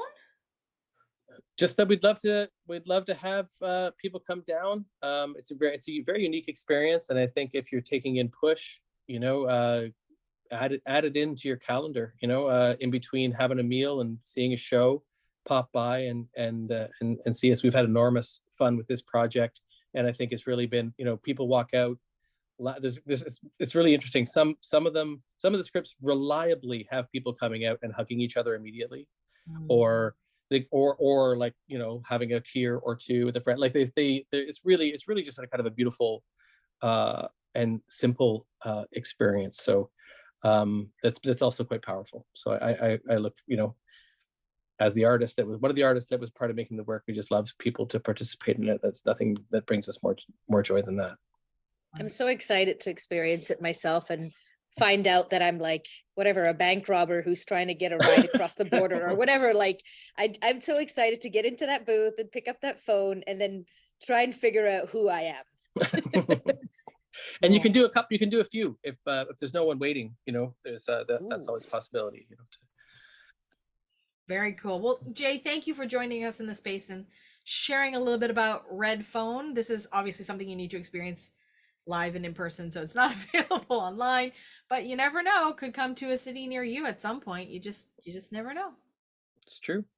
Nice. Awesome. Thanks, Jay. Folks. We Take shall care. boss and release you, my friend. Thanks for joining us. Right. All the Thank you, best Ben. for the run of PuSh. Thank you very much. Cheers. Thanks. All right, Anika, last but certainly not least. No, I would say that for the folks in the room, I would say that we have saved the best for last. Because You can't say that out loud. That's not fair. No, not fair to but all the like, artists. no, we have a whole bunch of great shows, but the chance to be in a 4D sound studio, being enveloped by a story and an experience by such an amazing artist such as Lisa Cooke Ravensbergen, who just joined us, I think I'm really, really excited about this one. This is great. So welcome, Lisa, to the space. Thank you so much for joining us. Hi, thanks for having me. As we did with Jay, I wonder if you can give us a little contextual background about who you are as an artist and just sort of set up our conversation a little bit. Thanks.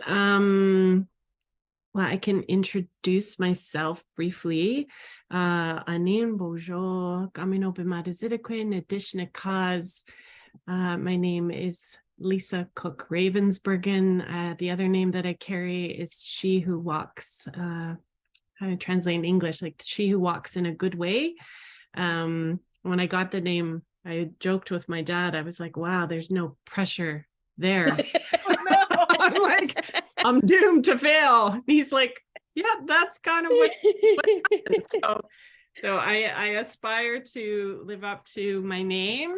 And I am Anishinaabe, I'm Ojibwe and Swampy Cree on my dad's side, and on my mom's side, I'm English and Irish. And I am here as the next generation of survivors of the project called Canada, raising my family here on unceded territories, and feeling very, very grateful to my relations here for the ongoing support and teachings and space that they make for me to be here as an uninvited guest, doing work and trying my best to live in a good way alongside them. So I feel very grateful for that. And my practice, I've been practicing, I guess now for 21 years or something, yeah, 21 years. And I work across Turtle Island and have done some work over internationally. I mostly am a maker, but I'm trained, and my first love is performing.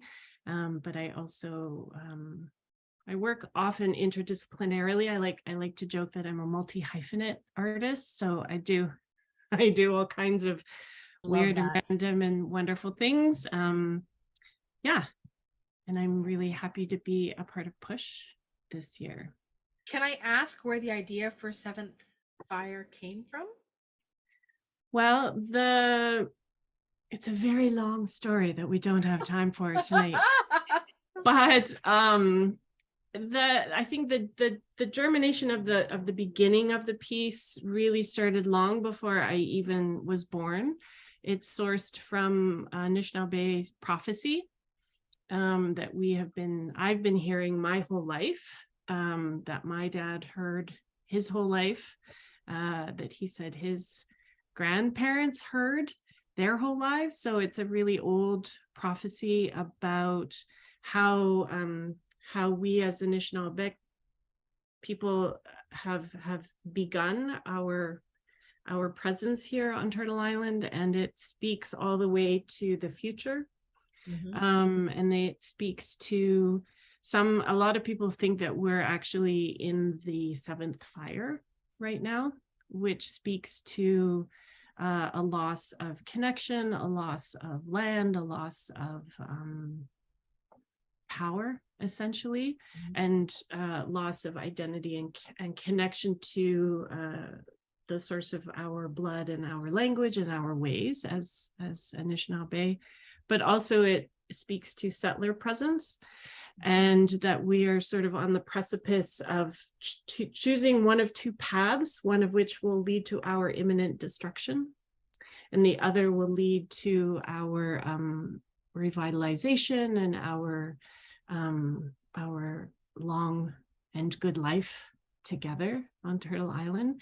So the eighth fire speaks about the Ashkamadazik, which are like the people, the new people, who are those who will turn away from the path that we're all on, that colonial path, and that they will turn back towards old knowledge, old teachings, and those ways of being that haven't stopped, but have been radically interrupted or disrupted, or in lots of ways there's been attempts to erase us.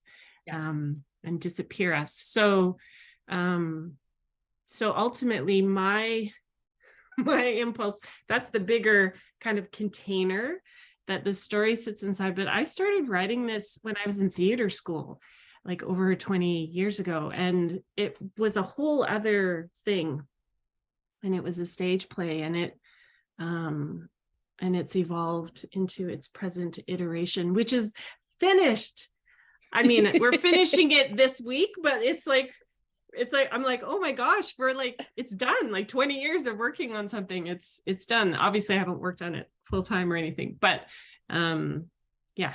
So it is kind of interesting though, when a project starts as a seed of something and has different sort of iterations as it grows and changes. Oh, for sure. Yeah.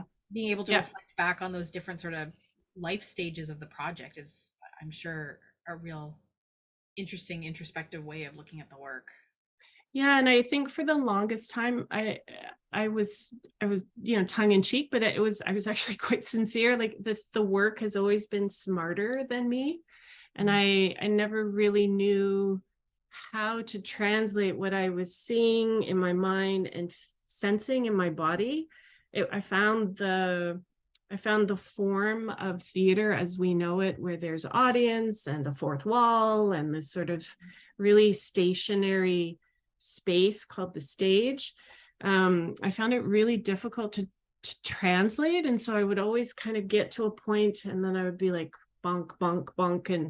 And then I would sort of go, I don't know, it needs more from me, and I don't know what that is.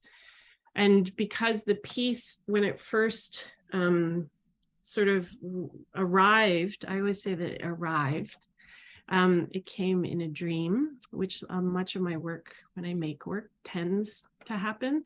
So I always just sort of, when I would hit that wall, I would just sort of go, okay, I'm going to just wait to see what new information needs to arrive next for me to take the next step. So yeah. That's so wonderful. Here we are. Anika, would you like to set anything up for us about, we have two clips that we're going to play. We're going to play them back to back so that folks know. But yeah, I mean, from a PuSh perspective, we need to know before we have a listen. Well, it's at the Loeb Studio, which is on Hastings. So again, somebody can help you to get there. There is like 2 little steps to get into the studio, but you'll enter into, and we'll see, this will be represented in the first video as well. You step into a room that's, oh man, how big is it? Like 30 feet by 30 feet? Well, it's longer than it is wider. Yeah. So yeah, about 20 people can be in it suits like the show space. So it's about 25 people kind of fit comfortably in the... Yeah, and you can sit on the ground, on a mat, on a cushion, in a chair. You can lie down if you want. It's got all this wood paneling, so it feels really warm. It feels like a lodge. It feels like a safe space. The lighting, it'll go a bit dimmer, but it's like soft like colored dim light. Mhm. And we're asking people to take off their shoes before they go in. That's always asked at the Loeb Studio because the floor Mhm. is wooden, and you know the speakers are all around you, so the sound, we're going to hear an excerpt, but it does not do it justice in any way. Mhm. Haven't experienced one of the iterations of the show. You know, it comes and it moves around you, and you could Mhm. feel the vibration of the bass. Yeah, I think that's and then also we are also encouraging people to wear a mask, because it's okay to get up and walk around and move in the space. You don't have to like sit still and lie still the whole time. And because Mhm. of that, we are asking people to please keep their masks on in the space to keep everybody safe. And the last thing that I want to share is that the folks at I want to say Pandemic Theatre, but that's not it. And now Delinquent Theater. Delinquent Theatre. Yes, the Delinquent Gals. Yes. The Delinquent Gals Love that have done title. some amazing work to get a grant, which means that all Indigenous folks can come to the show and do not need to pay. So they can get in touch and we'll book them a free ticket. They can even just show up. If Indigenous people show up, there's always an empty spot. There's always some room to get them in. So making sure that people know about that as well. I think that's most of the things that we need to make sure people know. I think so. Yeah. Yeah. All right. Well, I think we'll play, listen, as a reminder, there's 2 audio files back to back. So we'll listen to them and then we'll come back after that. Are we Okay. ready, friends? Thanks. Yes. All right, Rick, when you're ready, hit play.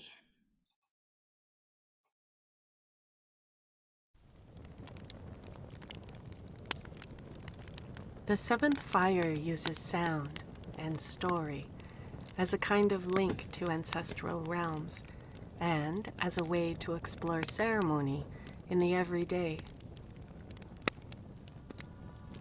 It's really important for us to be together, to spend time together, the way that we do when we're in ceremony. We are very excited to welcome our communities to the seventh fire. This lodge is made for dreams.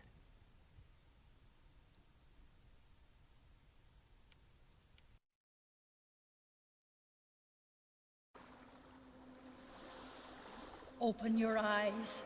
There is light above you. It filters through something like water. You are underwater. Here, your first home. Here, like a dream. Prophecy. A place we speak into being together. Fold, unfold, fold.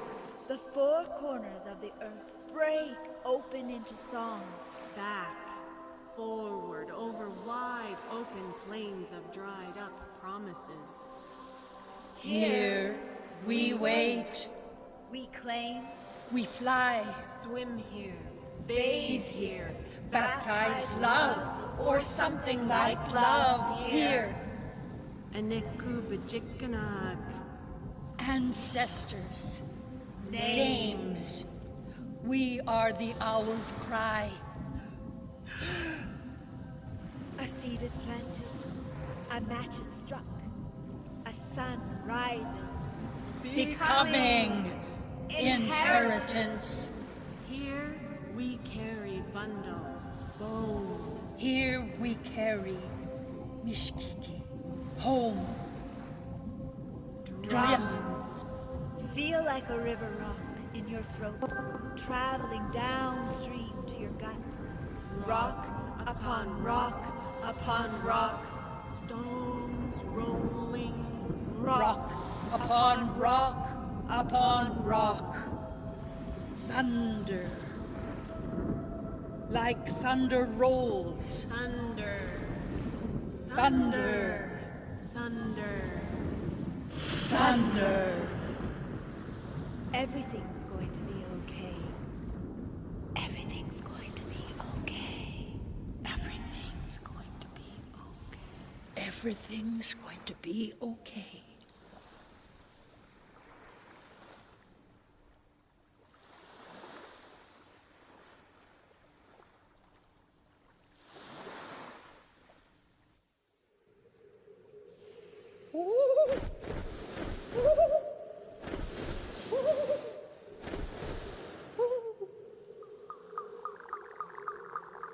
Bonjour. Hello. I spy with my owl eye. What's this? I have to feel it to see it. Oh, a bundle. Ooh, wrapped real nice. I knuckle into my down so I can really think. Steam rises from the waking earth, Mother Earth. Her curves ebb and flow. The big hill swells into view, and along with it, my heart. Her long, grassy hair shushes the darkness away. Her smell is usually soothing, but today, my feet drag. They drag like boulders marking the path behind me. For a long time, I stopped dreaming. And then one night, I was driving home from... Well, I was by myself that first night. And I was driving, and as I came around the corner, this huge white owl was just there. Speck of black on its wings. I'd only look down for a second, just sitting there, in the middle of the road, in the middle of the night, all by itself. I do like she taught me. I face east, and I wait. Bedaben. I wait for the sun to rise.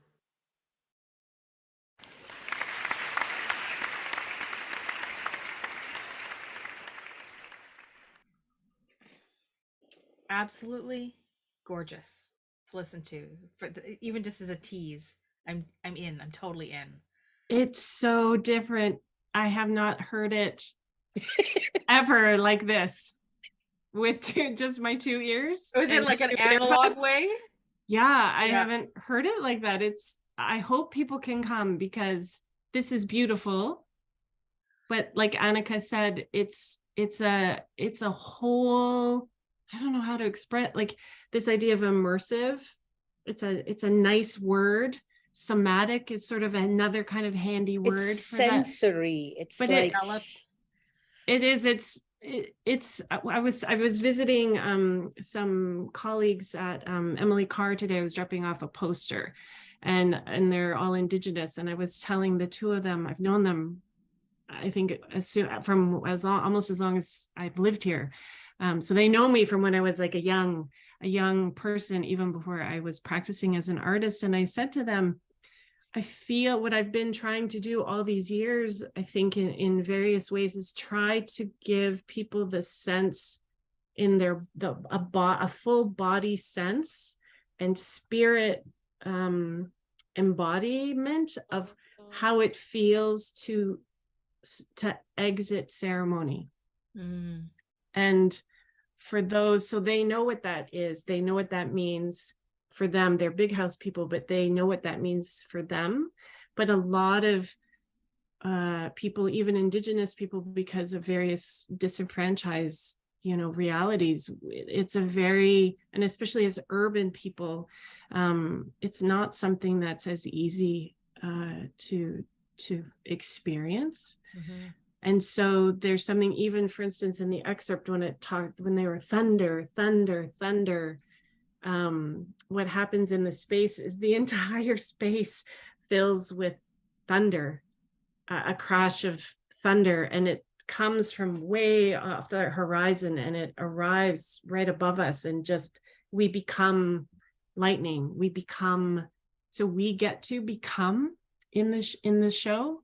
And there's something about, I get emotional about it because there's something really, I don't know, it's really unique, I guess, to have an experience where you get to become alongside strangers and alongside people that or collegially, even to have that experience, a shared experience that is entirely individual. And that is so oral in its nature because it derives itself from oral practice and oral tradition. And yet I was talking to a community connection that we have at Raycam. His name is James, and he was telling me how, even though it is all those things, it's such a visual piece. that resonated for me in the way that, when you read a book, your own resonance guides you emotionally and intellectually and just physically and spiritually through the story and through the way that the story swims and the energy in the story swims around us. It's such a different, even for me, I learned this week we're finishing things up and we're listening again, to the first third of it. And I was like learning things about the piece all over again, which really reminds me of when I was younger, my dad used to say that the reason why our stories are told over and over and over again, the same stories, are because depending on who we are and who we are in our listening, we will learn something new from that story every time we listen. That's really powerful. To that story. So I feel like this is one of those pieces. I've been listening to it for years, and Margot Kane and Tasha Faye Evans are really so powerful and connected and generous in the work that they do. And I feel very spoiled as a performer alongside them to share this with all of you. So I'm also very curious, because it's an experiment for me. So I'm also very curious how it is for people, because, we hope to tour it in various ways. And so we're all learning about how the piece works and what it asks of us as collaborators. And Michelle Cutler is a genius, and she's so great. She takes today I was saying, giving her these notes that were it's like this moment when you breathe in and then there's an exhale, but it's like it comes through a different time portal. And she's just like, and I'm like, and she's like, I got a sound for that. Yeah, I think, let me try this. And she doesn't say, yes, I understand. She's very good about, she's like, let me try this. And, so I just feel, especially with the guidance of Christine Quintana, who has been the shining star of this whole project since I've been working with Delinquent. She's just fought so hard and so diligently and with such deep integrity around community engagement, around my presence, centering a worldview that really is not hers at all. But the integrity that she's built with us as a team, I hope that when people come to the show that they can feel it's like when you go out in a spring or like a summer day and the cool rain, when there's like that little summer rainfall. I feel like that's Christine and the work that she does as a producer. So I hope that people get to really enjoy the magic of all those collaborators. And there's some women's voice. It's a women's story. It's lots of women. So that's also pretty, it also makes me pretty chuffed to be able to say there's a lot of women making this possible, which is, kind of how it works. So I love that. I mean, thank you for bringing this to the space. I really hope that people will be able to go and check it out, because I think it's an opportunity you don't want to miss. I guess an access question I might have is, if you have guide dogs, that might be an environment that may not be so guide dog friendly. Is there a that's a really good question. I don't know. Anika, maybe we should figure that out. I'm the artist. So I give notes like portals and stuff. So it's a really good question. And I think I haven't heard anybody say that it's not possible. So my guess is that we just need to figure out how to take best care of what those folks need. Yeah, in terms of allowing them in, I don't think that's the problem at all. But I don't know how a dog would react to being in a space where at some point, the floor vibrates and the thunder crashing and stuff. So, but maybe that Yeah. is, you know, if guide dog users want to come, maybe that's a conversation we can have. If it's good to have a volunteer wait in the lobby and keep the guide dog company, that might be a good way. Or people know their dogs best.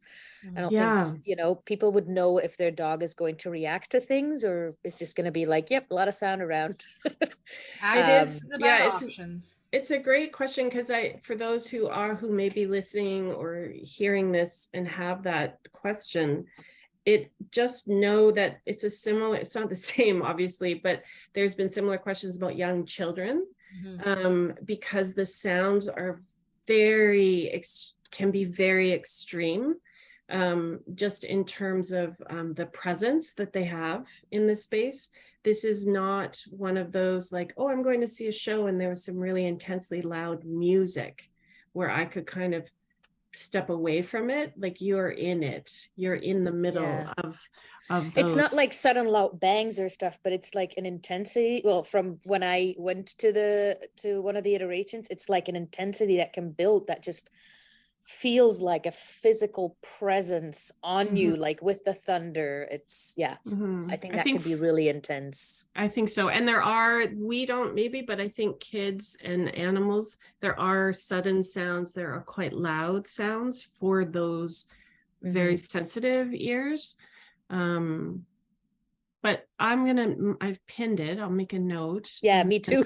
And then well, it's a really great question. That's why I'm here.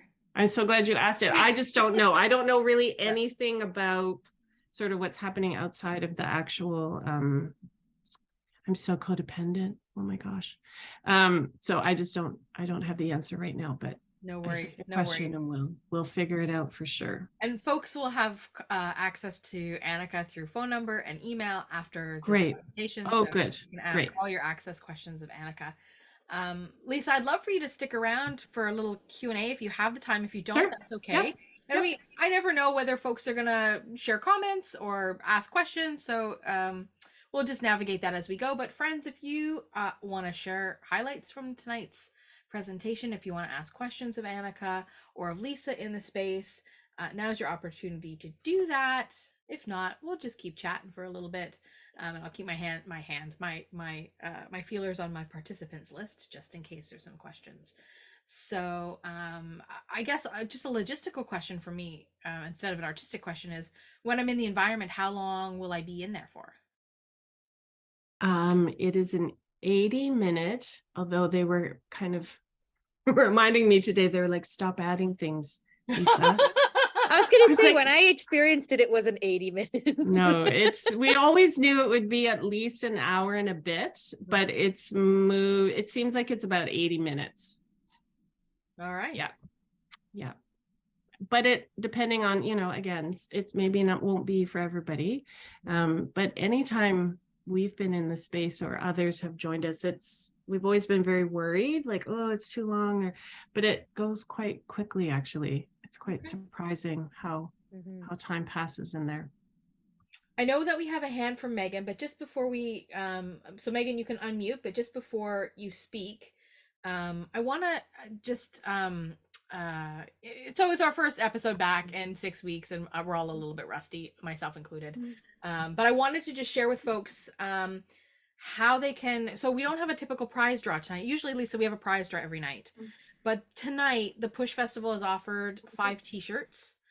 Anika's going to describe the t-shirt. They're t-shirts from, they're not the volunteer t-shirts from this year. They're older t-shirts, and they're blue, dark blue, which I like because the t-shirts are always like white or black, and I like it to be a bit different. And then they have the words PuSh on them in yellow and green, and it's kind of very stylistic. And underneath it says International Performing Arts Festival. So we've got 5 of these t-shirts in sizes small to large. So if you'd like a t-shirt, they are first come, first serve. But that's the PuSh offering as our prize tonight. So you can email Anika when that follow-up email comes out in the next day-ish. So that's how you get a t-shirt if you're one of the first 5 to ask for a t-shirt. And we also have a pair of tickets to each of the shows, and it's the same principle. Well, except for, of course, Red Friends that Phone, because you don't- can just show up. But also, I just want to, just so our friends know that you don't have to be local to get a t-shirt, because we can mail that to New York, we can mail it to Wisconsin, we can mail it to Toronto. But the tickets, you have to be local to access the tickets. Same idea. Email Anika if you're interested in tickets, and those will be either first come first serve or probably a lottery if there's an overwhelming response. If I'll just see how many emails I get in 48 hours, and then based on that, I'll either do a lottery or just first come first serve. Wonderful. May I add something for our show? I can't speak for anyone else's show, but for our show, I think if cost is prohibitive to anybody, to let us know, and we'll figure it out with you to make it possible.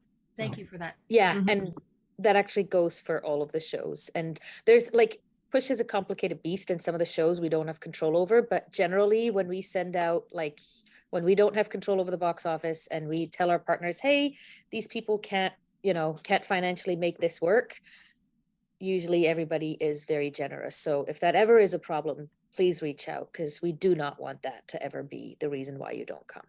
Absolutely. Okay, so let's get to some of these hands. So we've got a hand from Megan, and Megan's unmuted, and then Nancy's up next. So go ahead, Megan. So the PuSh Festival starts tomorrow, and when does it end? It goes until February 5th. So all the different shows are different, different times. Yeah. But when you go to the website, there is a filter. There's a low vision filter, and then it will only give you the shows that are either described or low vision friendly, because that can help a little bit. Okay, and the one from Africa, what's that one called again? Afternow. Afternow. Okay. Yeah. Perfect. All right, Megan, there'll be a link that comes to you in the follow-up email if you want to listen to the entirety of that. Oh, that was cool. Thank you so much. Yeah. Awesome. Thanks, Megan. Nancy, and then Lori after Nancy. Give Nancy just a moment to unmute. We're all a little rusty after our little, we have to 4 or 5 weeks off. Are you there? Yes. Oh, yeah. There we got you, Nancy. Oh, I love it. I think this is nice. Okay, the question was, where's Turtle Island? Or was that just a make-believe? Because I just asked my Google, and it's in the north, it's in the Mediterranean in Belize, or was it Libya? So did you make that up, or is there a Turtle Island in BC? Nancy, do you feel like I did you not are make that up. are I did not make that up. Thank you for asking, Nancy. I never heard of Turtle Island before. Oh, I love it. Okay, so Nancy, and anyone else who's never heard of this, so it's a really old term that I feel like is kind of having a resurgence in Indigenous communities, and also mostly with settler communities, I would say, not so much for us as Indigenous communities. But when you look, there's stories, and we have Anishinaabe, we have certain stories about that the world was built on the back of a turtle, and there are other nations that have similar creation stories. And there's also some say that if you sort of look, if you kind of take an aerial view of what is commonly known as sort of North America, South America, that it actually is in the shape of a giant turtle.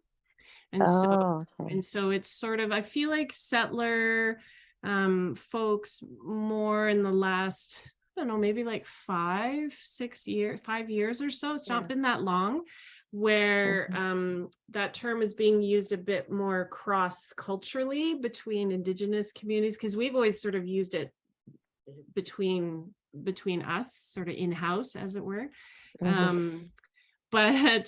But it sort of is part of, I feel like, I don't know, Nancy, don't quote me on this in a paper or anything, but I feel like it's sort of a way of sort of another way of decolonizing minds and decolonizing sort of our understanding of what land is and what borders, kind of erasing that idea of the artificial idea of borders.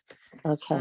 Yeah. That makes sense. That makes sense. Because I'm trying to figure out where's Turtle Island. I'm thinking, okay, which If you're in Canada, then you I'm are on Vancouver, Turtle Burnaby. Island. Yeah, then you're on Turtle Island, Nancy. There you go. There you go. Oh wow. And Thanks for I asking. like the history of your grandparents, and my son is native too. And listening to the history story, wow, it's unbelievable. Listening to his grandparents, the past, and wow, it's unbelievable. I'd like to go the day the show that you're talking about, this one, they go into the room. Is that only in February, or is that, and how long is that on for? That opens on the 25th and it runs until February 5th. And Okay. during the week, I think they're only evening shows, 6 and 8. And on the weekends, there's multiple shows, 2 evening shows and at least 2 daytime shows. And how many are there? Just 2 hours or an hour, or is it? They're 80 minutes. Yeah. Oh, 80 minutes. Okay. Yeah. Oh, I'd love to see you guys. Okay. Yeah. Okay. Come. Yeah. Well, Bring your son. Let's go. I was just gonna say, bring your son. Amy, I can't do night, but I'll do the day. Awesome. Okay. Thank you. Oh, That's wonderful. thank you. Keep up the good work. I really enjoyed it. Got my mind going. Yay! Thanks, Nancy. Appreciate that. So we've got Lori next, and then we've got Sean and Christy. Audio now unmuted. Press Alt to show. Sorry for the noise. My question is there a place, since I don't live in Canada, is there a place where you can go and Larry see, Tullett has left the meeting. is there a place that you can go and see a lot of this stuff online? Yeah, so there is 2 of the shows you can access online, which is Afternow, the 4.5-hour radio opera about Nahanda. So you can listen to all of that online, and the Percussionist Songbook you can also listen to online. It's on YouTube. It's like a playlist. Again, we'll send those links out. All of the other shows are, unfortunately not accessible, but you can like send some emails to your local theater and say, hey, I heard about this amazing show called The Seventh Fire. I think you guys should find a way to bring it to here.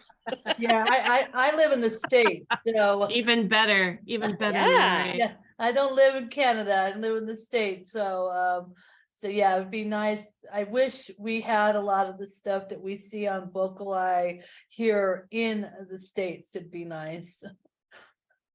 Yeah. Whereabouts do you live in the States? Because that's a big place. I live in a small town called Lafayette, California. I'm east of San Francisco. Oh, wonderful. I've been there. I know where I didn't have, a lot of people don't. It's like, huh? I've been there. When I say where it is, it's like, you're where? Yeah, it's pretty. It's a pretty little town. I've been here almost 22 years. Lafayette. So yeah. And so, well, I'll look forward to seeing the links, and it was a good show. There's some of it I'm going to have to go back and re-listen because I kind of That's what our YouTube channel's for. I kind of dozed off. Sorry about that. Thanks, Lori. Appreciate your questions and your comments. And Sean and Christy are up. I'm assuming it's going to be Christy because I know that Christy wants to share about the kinds of shows that she's looking forward to. All of them? Like every single one. Well, it helps that Okinum is like 3 blocks from where Sean and I live, so we can just get down there easily. It's not Granville Island. Red Phone. But I guess we'll be seeing Red Phone too. I just wanted to comment on the Seventh Fire, which I'm really excited about because I have been I've been helping students study humanities 100 and 101 at Emily Carr. And we've been learning all about Nishnabig intelligence. And I'm sorry, I'm probably screwing up the pronunciation. It's pretty close, yeah. So, and it really resonated with me that learning through experience instead of learning through academia. It really, because I have students who are neurodivergent and undiagnosed neurodivergent, and I'm just like, they're drowning. And I'm thinking they should be making Like they need to just be somewhere where they're doing things instead of sitting in a lecture hall. But it's our colonized way, right? The parents say, go to university, and that's what they're gonna do. And it breaks my heart. So I really love this immersive kind of learning, because I think that hasn't been done enough. We're used to be spoken to, and we're not used to being allowed to live that experience or share in that lived experience. So I'm really, really looking forward to a lot of this content this year, because that's what it's focused on. So yeah. Great. Very cool. Thank you. Christy, for sharing. Appreciate that. Hope that little I don't want to call it a pep talk, but that little boost of encouragement gets people out to experience some of this content, because I think it's totally worth the effort. It's totally worth the effort. So let's do it, friends. Let's get on out there. I also want to give a big shout out to Christy, because she's my blind consultant who's helped me figure a lot of this stuff out. So I want to give thanks to all of the work that she's put in, looking at archival videos to figure out if they are low vision friendly or not and stuff. So thanks a lot to that, and to Sean for figuring out the Braille. Though don't, like, Sean, I still need you. You need to tell me what's in these Braille scripts, because I have no idea. I can do that part. Awesome. Cool. That's the end of our time together today. So I just want to take an opportunity to, Anika, thank you so much for joining us and bringing some PuSh Festival content to the space. Lisa, thank you for sticking around for the Q&A portion and sharing with us the Seventh Fire. Really excited about that programming. With that, I will just bless and release, folks, and I hope you all have a wonderful evening. VocalEye, vocaleye.ca. Special thanks to our funders, the Canada Council for the Arts, the British Columbia Arts Council, the Province of British Columbia, and the City of Vancouver.